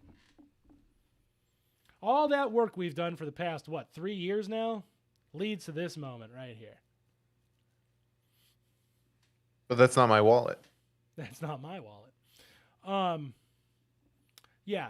Oh, and chat, thank you. I believe you were the one who gave me the word myriad. Thank you. That was a perfect one. I didn't want to do triad. Too small. The triad can represent the same exact group dynamics, but the more you think of in the myriad, the mass, right? The more those dynamics can scale to a macro size and repeat themselves ad nauseum, all right, until you hit the hard limit of 7 billion people, right? So thank you, chat. So If we accept classic liberal premises, what we arrive at is either petty hedonism or religious determinism. That is what underpins all of this bullshit that we all have to suffer under, and we all hate to varying degrees. So we need to conceive of free will in a new way. And I like to borrow from Deleuze and Guattari here. For the demonstrative example, not so much their end decision-making, but the demonstrative example. The body with and without organs, right? The dead body, the living body. The inanimate object, the animated object. If we start from that, and we start by presuming those bodies, can express their own free will, right? And for a second, let's not call it free will. Let's actually break it down into the two component parts, thought and action. Decision-making, agency. Thought, action, right? That binary. Thought expressed in the form of action is the actual way we're going to define free will. Okay. As you take the individual, the notion of an individual subject, a dyad, two subjects, and a myriad, multiple subjects, doesn't actually change, right? Because we're talking about hard numbers here. There's 1, 2, or more. It's really it. It doesn't matter how we define more, because once we have more, we can define one group, multiple groups, in-group, out-group. And all the dynamics, socio-political, economic, all the problems of any individual monad or multiple monads expressed, right? All these things, none of these very real problems disappear. But if we presume that everybody unilaterally has a body with organs, right? They have a body that is animated, a body that does. Even, mind you, even the infant's body, the person in the iron lungs body, the incarcerated person, right? Under our current conditions, the incarcerated person, all these things that have some sort of very real limitation of free will has a body with organs. They have a body that does, right? At the very least, it breathes, it shits, it pisses, right? Yes. Barring something horrific, it shits and pisses, you know. Barring something very horrific. But the base body, like the base way we think of the human body, it's an eating machine, a pissing machine, fucking machine. You know, it produces fluids, it consumes, produces. Consumes, produces. Production, consumption. Repeat it. Right? Ad nauseum. Breathe in air, pump out CO2. We consume fucking, we produce some sort of ejaculator fluid. We take in food, we produce shit. We take in liquid, we produce piss. All right? We produce that weird eye fluid you have to keep your eyes wet. I love those eye fluids. Yeah, all those things. You know, again, barring the very rare exception, unilaterally true. Body consumes sleep, converts over the process. That's the mechanical process. Wakes up the next morning, right? Recharges the brain, resets the brain to be able to take in more information and start the process all over again, right? All those subroutines that go through our mind.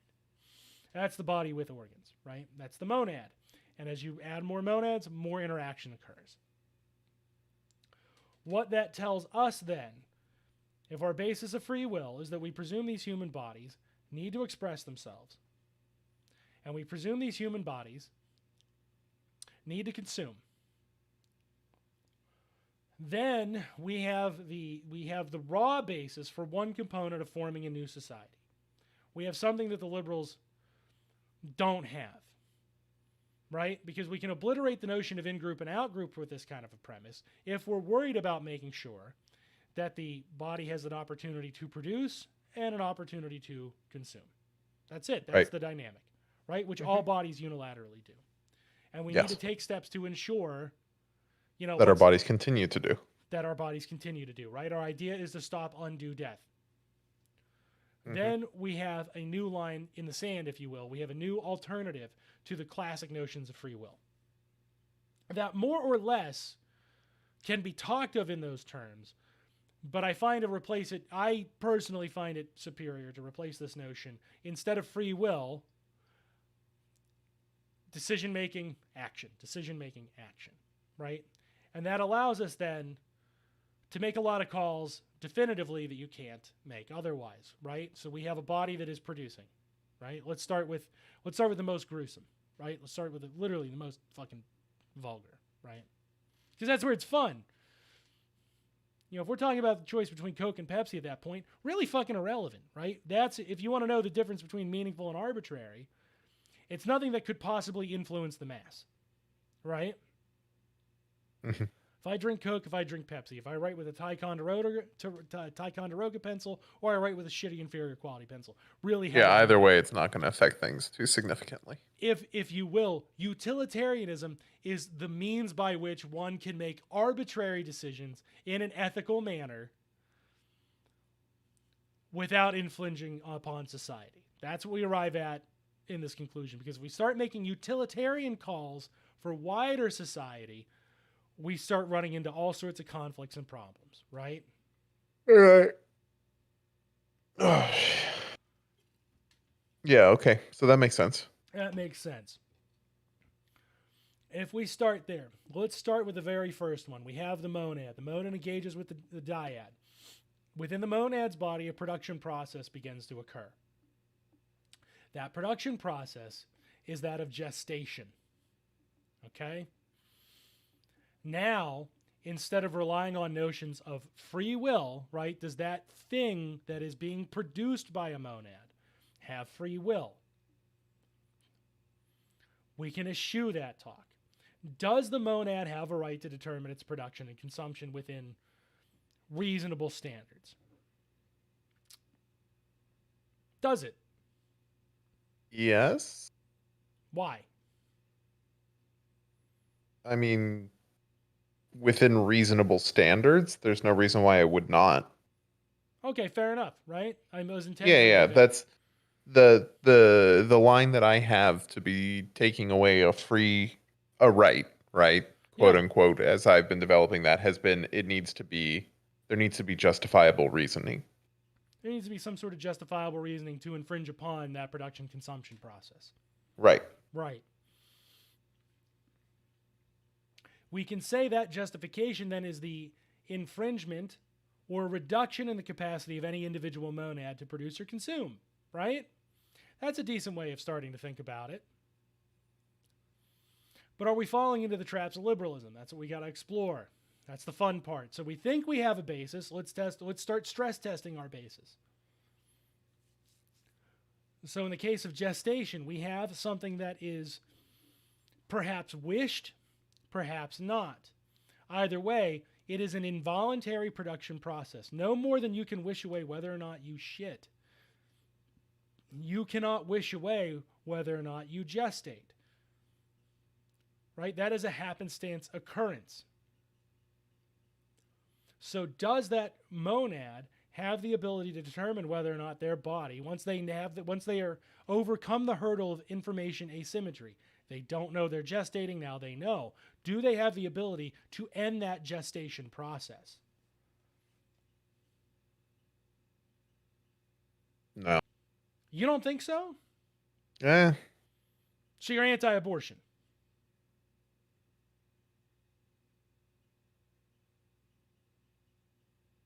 I don't know. You're catching me at a bad time. 11:04. 11:04 is a bad time. Well, just real quick, are you pro or against abortion? We are pro the capacity of the monad to choose the option of abortion. Once the hurdles of informational asymmetry have been overcome, yes, the monad has a right to dictate what their body can or can't produce within reason. Yeah. I mean, there's a lot just in general. Right? The human body does not get to wish away cancer. The human body does not get to wish away COVID. The human body does not get to wish away AIDS.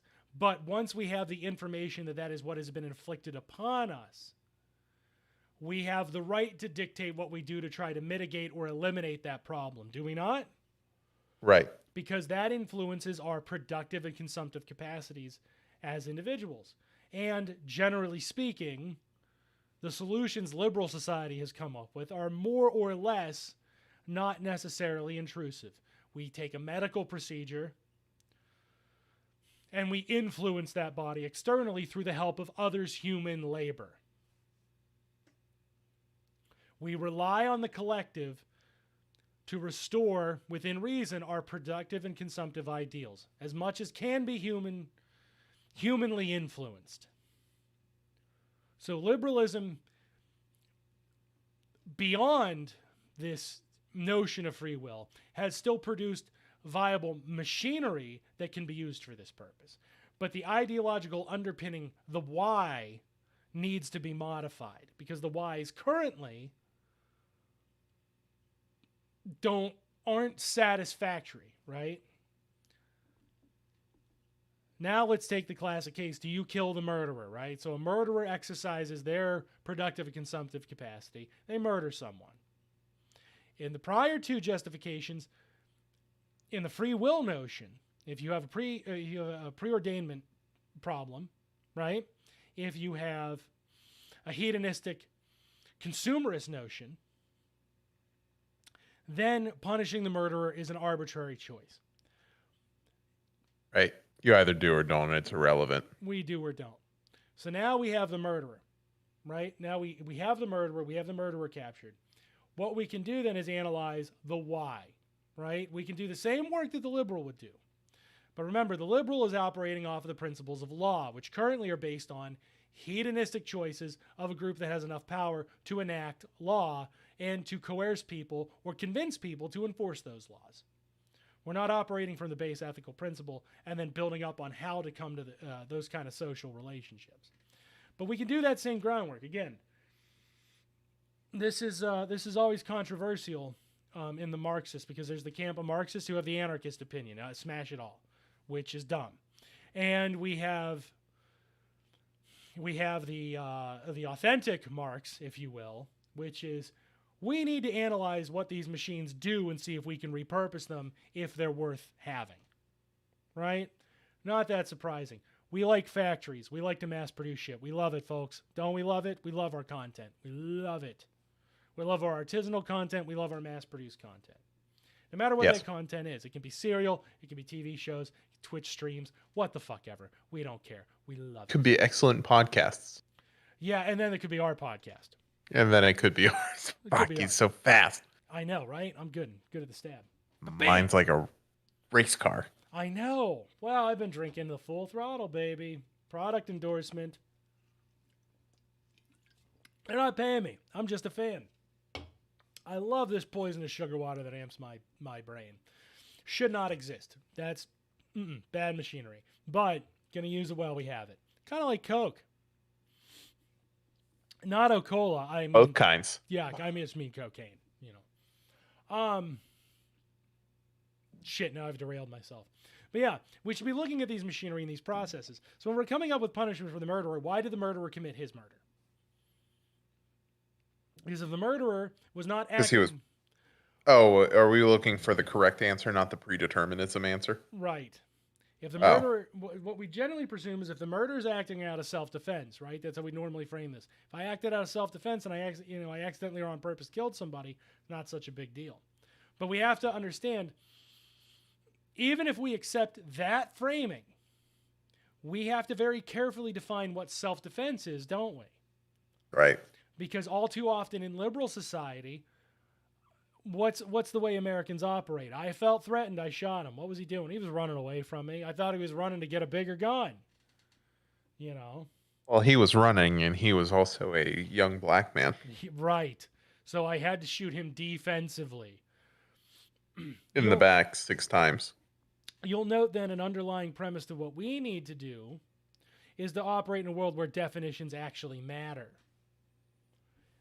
In liberalism, definitions themselves are arbitrary. Postmodernism describes perfectly liberalism. Right? It perfectly, at the very least, it perfectly analyzes it. Because it breaks down the fact that to them, the signifier is only a signifier. That's it. Whatever you want to code onto that signifier and present outwards, you can. What we have the burden of doing on the left then is making sure that we very much mean what the fuck we say. Fuck. I know. And you know who else said that? Karl Marx. Funny enough, Nietzsche kind of said that. And for a guy who is so loaded in double entendre and double and triple and quadruple meaning, that's kind of fucking ironic. But C'est la vie. He at least paid lip service to the notion in a very liberal sense. Thank God. Yeah, thank God. So, the old masters agree we ought to mean what we say. We ought to live honestly, right? And that's a very old thing. The idea of living honestly.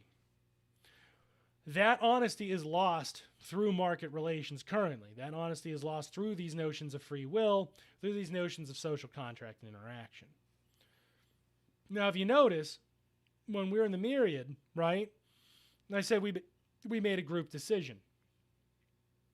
We enact a social contract. But the social contract only holds as well as the Myriad is willing to let it hold if your ethics are flavorful consumerism.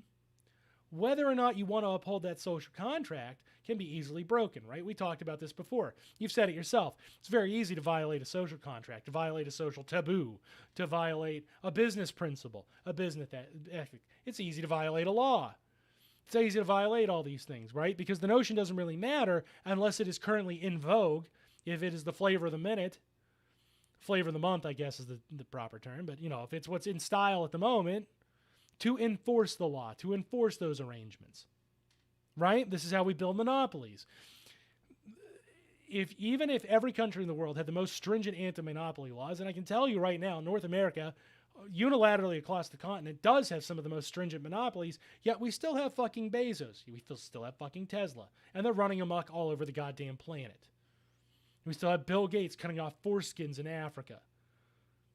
Because we ignored those laws.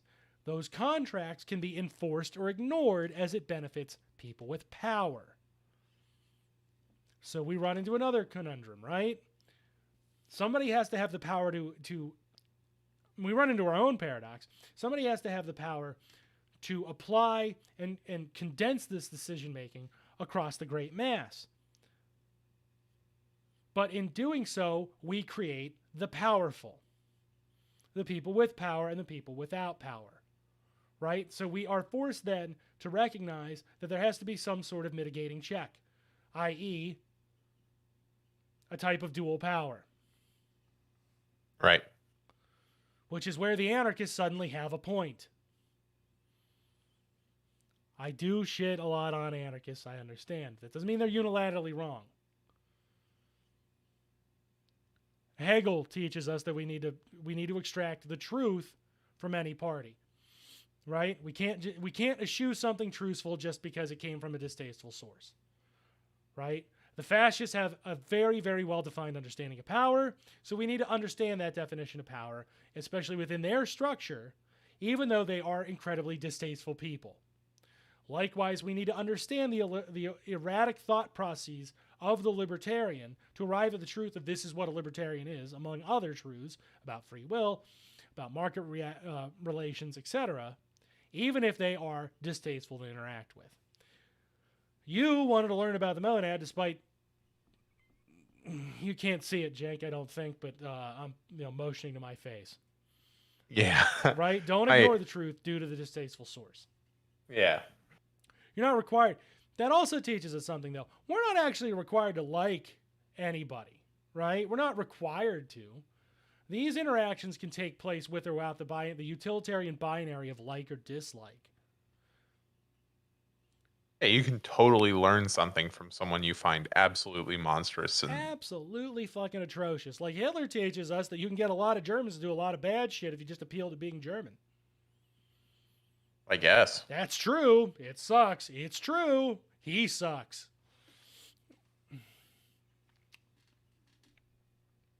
I mean, argue I'm not right on that one. Come on. I mean, you got me. Yeah, I got you there. Right? You got me couple million times over.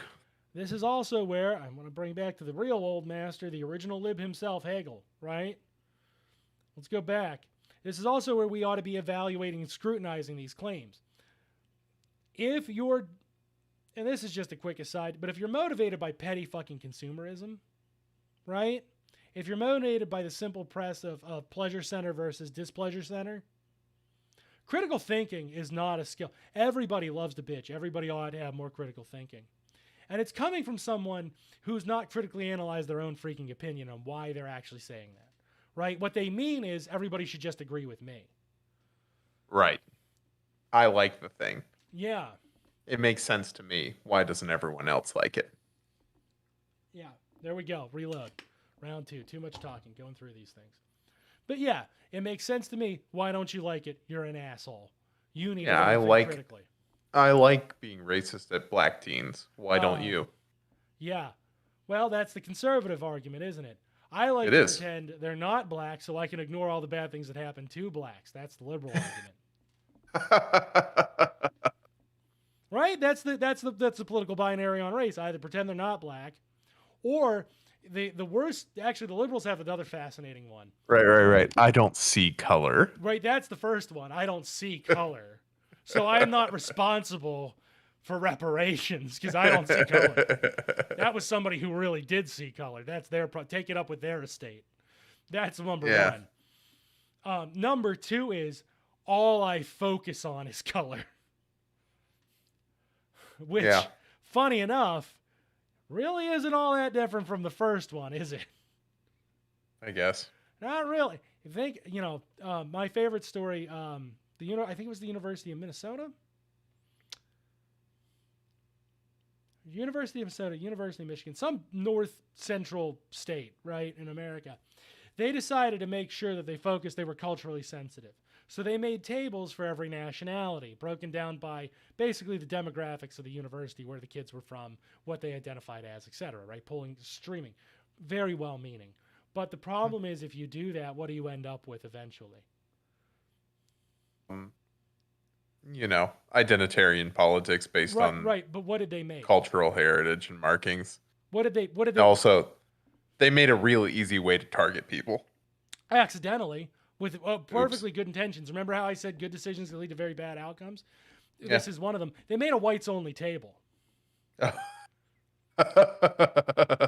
Which presents quite the paradox if you're hyper-focused on colorism, aren't you? Because if you're hyper-focused on it, on the one hand, you actually do need it so whites can discuss it and try to come to a cooperative manner on how they're going to deal with other groups. On the other hand, it's a whites-only table where other people aren't allowed. Right. We've reached quite the conundrum, and it's not resolvable with that interpretation. We've reached an irresolvable paradox, a contradiction that cannot be overcome. That's the logical conclusion, which, funny enough, had it been a conservative group who arrived at starting with a whites-only table, it would have been routinely decried. So, as I said before, though well-meaning, that insistence upon essentialism, no matter how well-meaning or ill-meaning it is, it will arrive at the same logical conclusion eventually. Race separatism, right? And the idea that it is a good thing and a necessary thing. Because, of course, it's not really fair to the white kids if they're not allowed to participate. Right. And it's legitimate. We as white-skinned people do have just as much, and it is of mass import that we too are on board, right? But at the same time, formulating the whites-only table, even if it's well-meaning, creates a situation that we specifically outlawed because of the not only the implication, but very much the actuality of the situation. Because you manufacture a very convenient mechanism to support racism. Right. So, one of my favorite stories. Listen, God love him. When you and the KKK are on the same side, you probably want to reassess. Yes, when you've your side. When you've been so well-meaning that you and the KKK agree on an outcome about race politics, you may want to reassess what you're doing with your life and yourself, and instead of just hastily scrapping the whole damn thing. A broken clock can be correct twice a day. If a KKK Grand Wizard says that puppies are good, yes, I'm going to think about it for a second, but I'm probably still going to arrive at a similar conclusion. Yes, you are still welcome to accept the truth that puppies are considered a good thing, even if it comes from a Grand Wizard. However... Can I sidebar this real quickly? You can. Talk about a fucking nomenclature, right? What's that? Grand Wizards and dragons and all that shit. Yeah, that's to partially to capture European heritage and European imagery, right? I mean, listen, Merlin and whatnot. D&D called. They want their shit back. Well, they had it first, so technically the clan called D&D and wants their shit back, and they have Sure, a better whatever. stake to the copyright. So we're gonna allow D&D to violate that copyright because they're the clan. Fuck them. Fuck them. Who cares? Oh no! Oh, it was rude to Hitler. Oh, terrible. Oh, bad me. What a disaster. Eh, Who's gonna think of his rights? Question mark. yeah, who won't some just Helen Lovejoy? Won't somebody think about Adolf Hitler? Woo! Woo! And it's always Hitler with us. Always comes back to Hitler. He's my favorite punching bag. Oh well, I mean, come on. Because he's Hitler. Yeah, I mean, it's the perfect punching bag. Yeah. Who's gonna take the bold stance of pro Hitler? Well, more people than you'd like to think, but also fuck them. They're pro Hitler. Yeah. You're wasting your body with organs on being pro Hitler. Fuck you. Right? Yeah. So anyway, back to our murderers. Anyway. So what we need to consider there is, were they shielding themselves from harm that would actually properly end their ability to produce and consume, or practically, do so, right? That's a decent ethical conclusion. To come away from the body with organs. So far, so good, right? Because the problem isn't then if we decide to define fighting words as sufficient grounds for self-defense. That's a decision that happens beyond the notions of agency and decision-making, right? We're intentionally then poorly defining the abstract notion of self-defense. There's nothing wrong with our core premise. The body with organs has a right to continue producing, consuming in a reasonable manner. Right? Oh, the problem there is what our definition of reasonable is. The problem isn't the base premise. Whereas in free will, the murder's merely expressing within their sphere of influence the ability to end another sphere's life. Since that sphere is no longer present, who gives a shit? You're only giving a shit because you like the person who was murdered, not the murderer. If you like the murderer, suddenly you're okay with it. Right? And we see that attitude expressed over and over and over again. None of us can say we're not liberals in that regard. We all have some group where it's like, yeah, that happened, that's fine. Yeah. Again. Yeah, you got me. Yeah. So, right? That's a type of thought process we actually have to actively overcome. That illustrates a failure in ourselves that needs to be overcome. We can't just carte blanche say that. We have to look at the actions of the person who was murdered, the actions of the murderer, and make a value judgment. We need to assess those on an individual basis, right? But the good news there is that does carte blanche still allow for something like saying genocide is bad, right? Unilaterally bad. We can always say genocide is bad without ever violating that base notion of the monad, without ever violating that. Because what is genocide if not the eradication of bodies with organs, and forcing them to transform into bodies without organs, right? The inanimate body, the dead body. So it doesn't matter who the victim is, we can unilaterally say that's bad. Right? Yeah. That makes sense. Yeah. So far, so good, I'd say. We didn't want congrats. Genocide. We've come to the conclusion that genocide is allowed to be bad. Yes. So we're correct. I'm going to tell you right now, when I think about things, one of the things I do is, did I accidentally approve of genocide? And if the answer is yes, I scrap the whole line of thought. We go back and start with our Do you often come to the conclusion yes? Here's the thing, more than you think, not as often. It's more than you think, but fortunately not all that often. But when I accidentally fall into that line of thinking as I'm thinking things out for the show, if I fall into that, we got to back the fuck up. All right. You don't ever get to hear those. If it makes you feel any better, nobody gets to hear when I'm doing that theorizing and then I'm thinking about, like, what am I approving at that point? Have I approved a genocide? Have I created a Hitler? Have I done a real Hitler, right? Have I done a real not Hitler? Not our cute little joke where we tell an off-color joke or we violate the lib sensibilities, or funnier, the conservative sensibilities. But or funnier, have I given your dad's grounds, sensibilities? Your dad's sensibilities. Yeah, you never want to hurt the biggest love in your life. True. Your dad. But yeah, no. Fun fact. I encourage you to use that standard, right? Did I just approve a genocide? Whoops, I better back up what I'm thinking. That's not a bad standard. If I'm with continued effort on the show. Yeah. Likewise, the other standard, or the other poll I kind of use is, have I approved of the wanton slaughter of people at the hands of the wolves, right? Or at the paws of them and the gaping, snarling jaws of the wolves. If I have, I steer away from it. Again, another bold move. Another bold move, right? Now, obviously, I think you know where I'm going to go with this, but the R word, right? The big R. Obviously, we can say that is a massive violation of an individual's body to produce and consume. Ergo, we can unilaterally say that is an act that can be intervened against, right?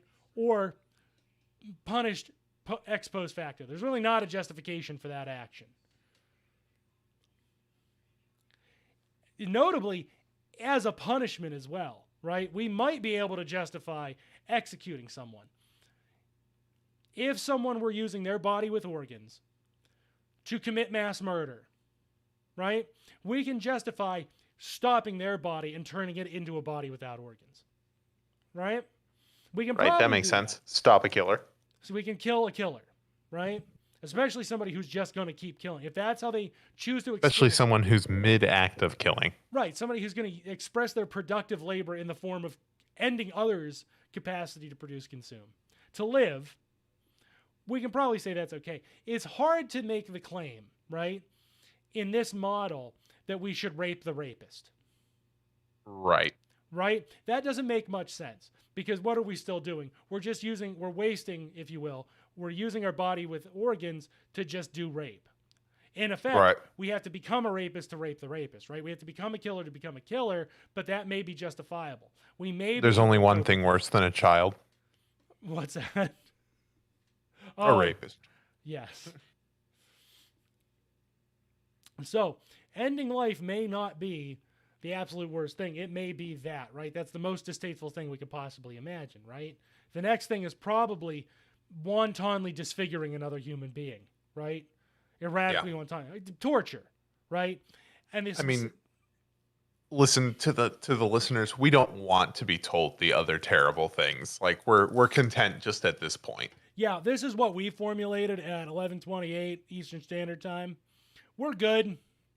You don't have to throw out we don't need to be told how much worse it could be. If they fall into the two broad camps of sexual violence or violence, we're good. That's enough. This is not a We've covered it well enough. We don't need to go in the grisly details too much. But wanton disfigurement, right? Right. We run into a line. And that tells us something about our own type of thinking, that we hold the sexual as something sacrosanct above mere violence.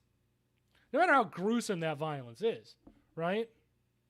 Or as liberals like to think how clean their violence is. The guillotine, the bullet to the head, the atomic weapon. No matter how clean you think of your violence, right? It's still violence. But we still tend to have an acquired distaste for sexual violence specifically, right? Well, yeah. Yeah. So that's where we draw the line of punishment. Disfigurement, I don't really want to get into I'll be honest, I don't really want to sit down and think about the ethics of disfigurement, precisely for the same reason I think we can just make the unilateral claim that rape is bad, so we shouldn't be using our bodies to rape people, right? We can start from that line of ethics, even if we have to then distastefully figure out what's consent, what's miscommunication, what's rape. Right. We can go ahead and just unilaterally say rape is always bad. Move on. With disfigurement, you could play a game of like, well, what if this guy's just hacking people's arms off or cutting their feet off or fucking them up in surgery? Like, could we punish them with a disfigurement then to prevent them from using their productive labor in that way? I honestly don't want to have that discussion. And not normally very shy about things, I don't think. I'm going to unilaterally say no and default to probably killing them is the more merciful act. If this guy's just going to use his productive labor to commit this kind of violence, right? This isn't a one-off thing. This is something that's going to happen. How much net benefit could we possibly gain out of maintaining their existence? But yeah, but disfiguring them. That doesn't, we're getting to a very twisted notion of justice, I think. And I think unilaterally the death penalty becomes the merciful option in that case. Yeah. Utilitarianism taken to an extreme. Yes, that's where we get to. And utilitarianism in these kind of social contexts is always distasteful, ultimately. There is no tasteful application of utilitarianism of shit that matters. That's a recurring theme in the show, and I stand by it, right? Right. So if we take the distasteful parts of society, what are some of the positives of society in this kind of a notion, right? Well, if we're always keeping in mind the other, the body with organs of the other, we can establish then lines of communication to take in what they're saying and yield to them what we're thinking, right? We should have free and honest lines of communication then between the other. And that's a net positive. That honestly is a net positive, right? Even if sometimes those thoughts are a little bit awkward, if we're not moving into those morbid, dark thoughts freely expressed, right? Maybe we should have some self-control. The body with organs has the ability to discipline itself. And I don't mean cat o' nine tails to the back. I mean, like, maybe I just shouldn't say that in this context. Social taboos, not always bad. Then what we can do is coordinate ways to utilize our labor power, such that you have the individual in the wheelchair, you have the individual with broader mobility problems, temporary mobility problems. We can adapt to those situations. We can adapt to those solutions before they come up, right? And liberals have some sense of this shit. A lot of countries have legislation that says you're not supposed to wantonly discriminate against the differently able, the people who can't just walk on two legs, right? That's not really a revolutionary thought. But the difference is we can do that in such a way that it doesn't necessarily need to be ex post facto.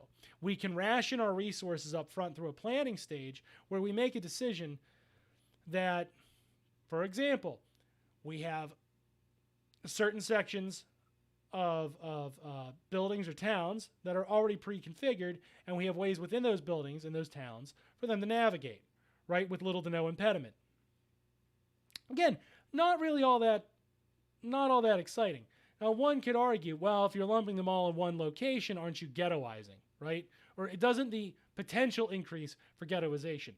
Fair. Totally. Fair. Because we can foresee that potential problem, we can then take active steps to prevent it. Yeah. It's that simple. We can foresee the problem, we can cut off the problem. Foresee it, cut it off. Market-based preferential transactions don't allow for that kind of forethought. It is an afterthought, a correction to a problem that could have been avoided with forethought.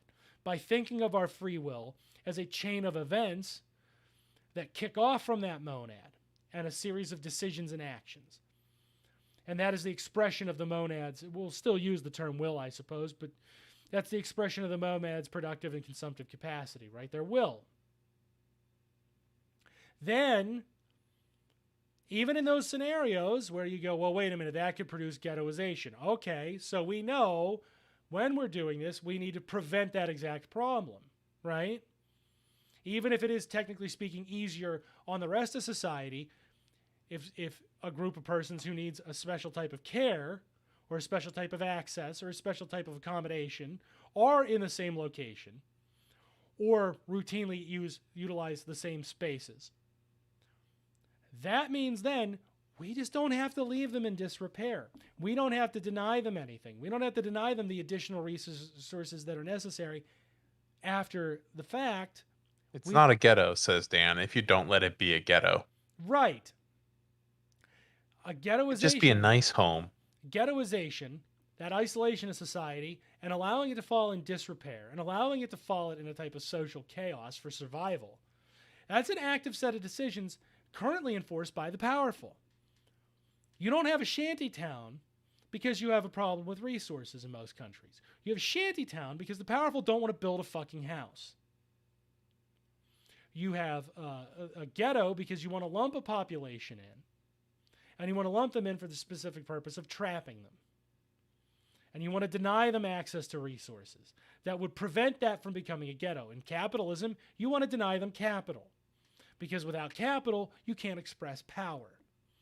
There's a required machinery. Beyond that, we can take preventative steps and measures. We cannot ignore them. That's an active choice. Ignoring someone is an active choice, just as not ignoring them is. We can put in social controls that, according to the liberals, would absolutely violate free will in a distasteful manner. But if you have a notion of rights that it corresponds and a notion of free will that corresponds with the body with organs, and the presumptive goal of avoiding unnecessary bodies without organs, right, that values the living and tries to avoid the dead, turning people into the dead actively, or through erratic pacifism because we had to express our desire to fly to space, we couldn't be bothered to build a fucking house, right? We had to burn fossil fuels like mad to put some jackass into space with his jackass friend, and some jackass... You don't understand. He thanked Amazon when he did it. Yeah, fuck him. Sorry. He thanked... I need some other fucking rainforest. We don't have to allocate social power towards putting a diamond mine heir into space with his junk technology and his dubious fucking credentials. Right? We don't have to waste social resources on that. Right. That's not a limiter to free will, because I didn't let you dick around with society's resources and deny other people houses through redistribution mechanisms so you could fuck around in a tube floating above the earth. That's not a limiter to the free will in the body with organs problem, because if you want to fuck around in a tube above the earth, and we haven't precluded any of these other situations, fuck around in the tube above the earth. The problem is, in capitalism, we have utilitarianism thinking. We have binaries. We don't think about consequences. We only think of our erratic, spur-of-the-moment fucking desires. We don't think about the long term. We don't think about the consequences. We don't think about the other, because we are taught to be selfish individual creatures that act erratically. And it doesn't matter, because if they were going to die, they were going to die anyway. Right? That's the fusion, the worst fucking fusion of those two fucking notions of free will. It's less important if we have the surplus that somebody wants to dick around in space. We let them express their productive and consumptive capacity to dick around in space. If we haven't denied others their productive and consumptive capacity. For all we know, those people who are getting denied their productive and consumptive capacity could directly or indirectly aid in letting that jackass dick around in space. We'll never know that. That was squandered. Whatever they can contribute. Yeah, whatever they can contribute has been wasted.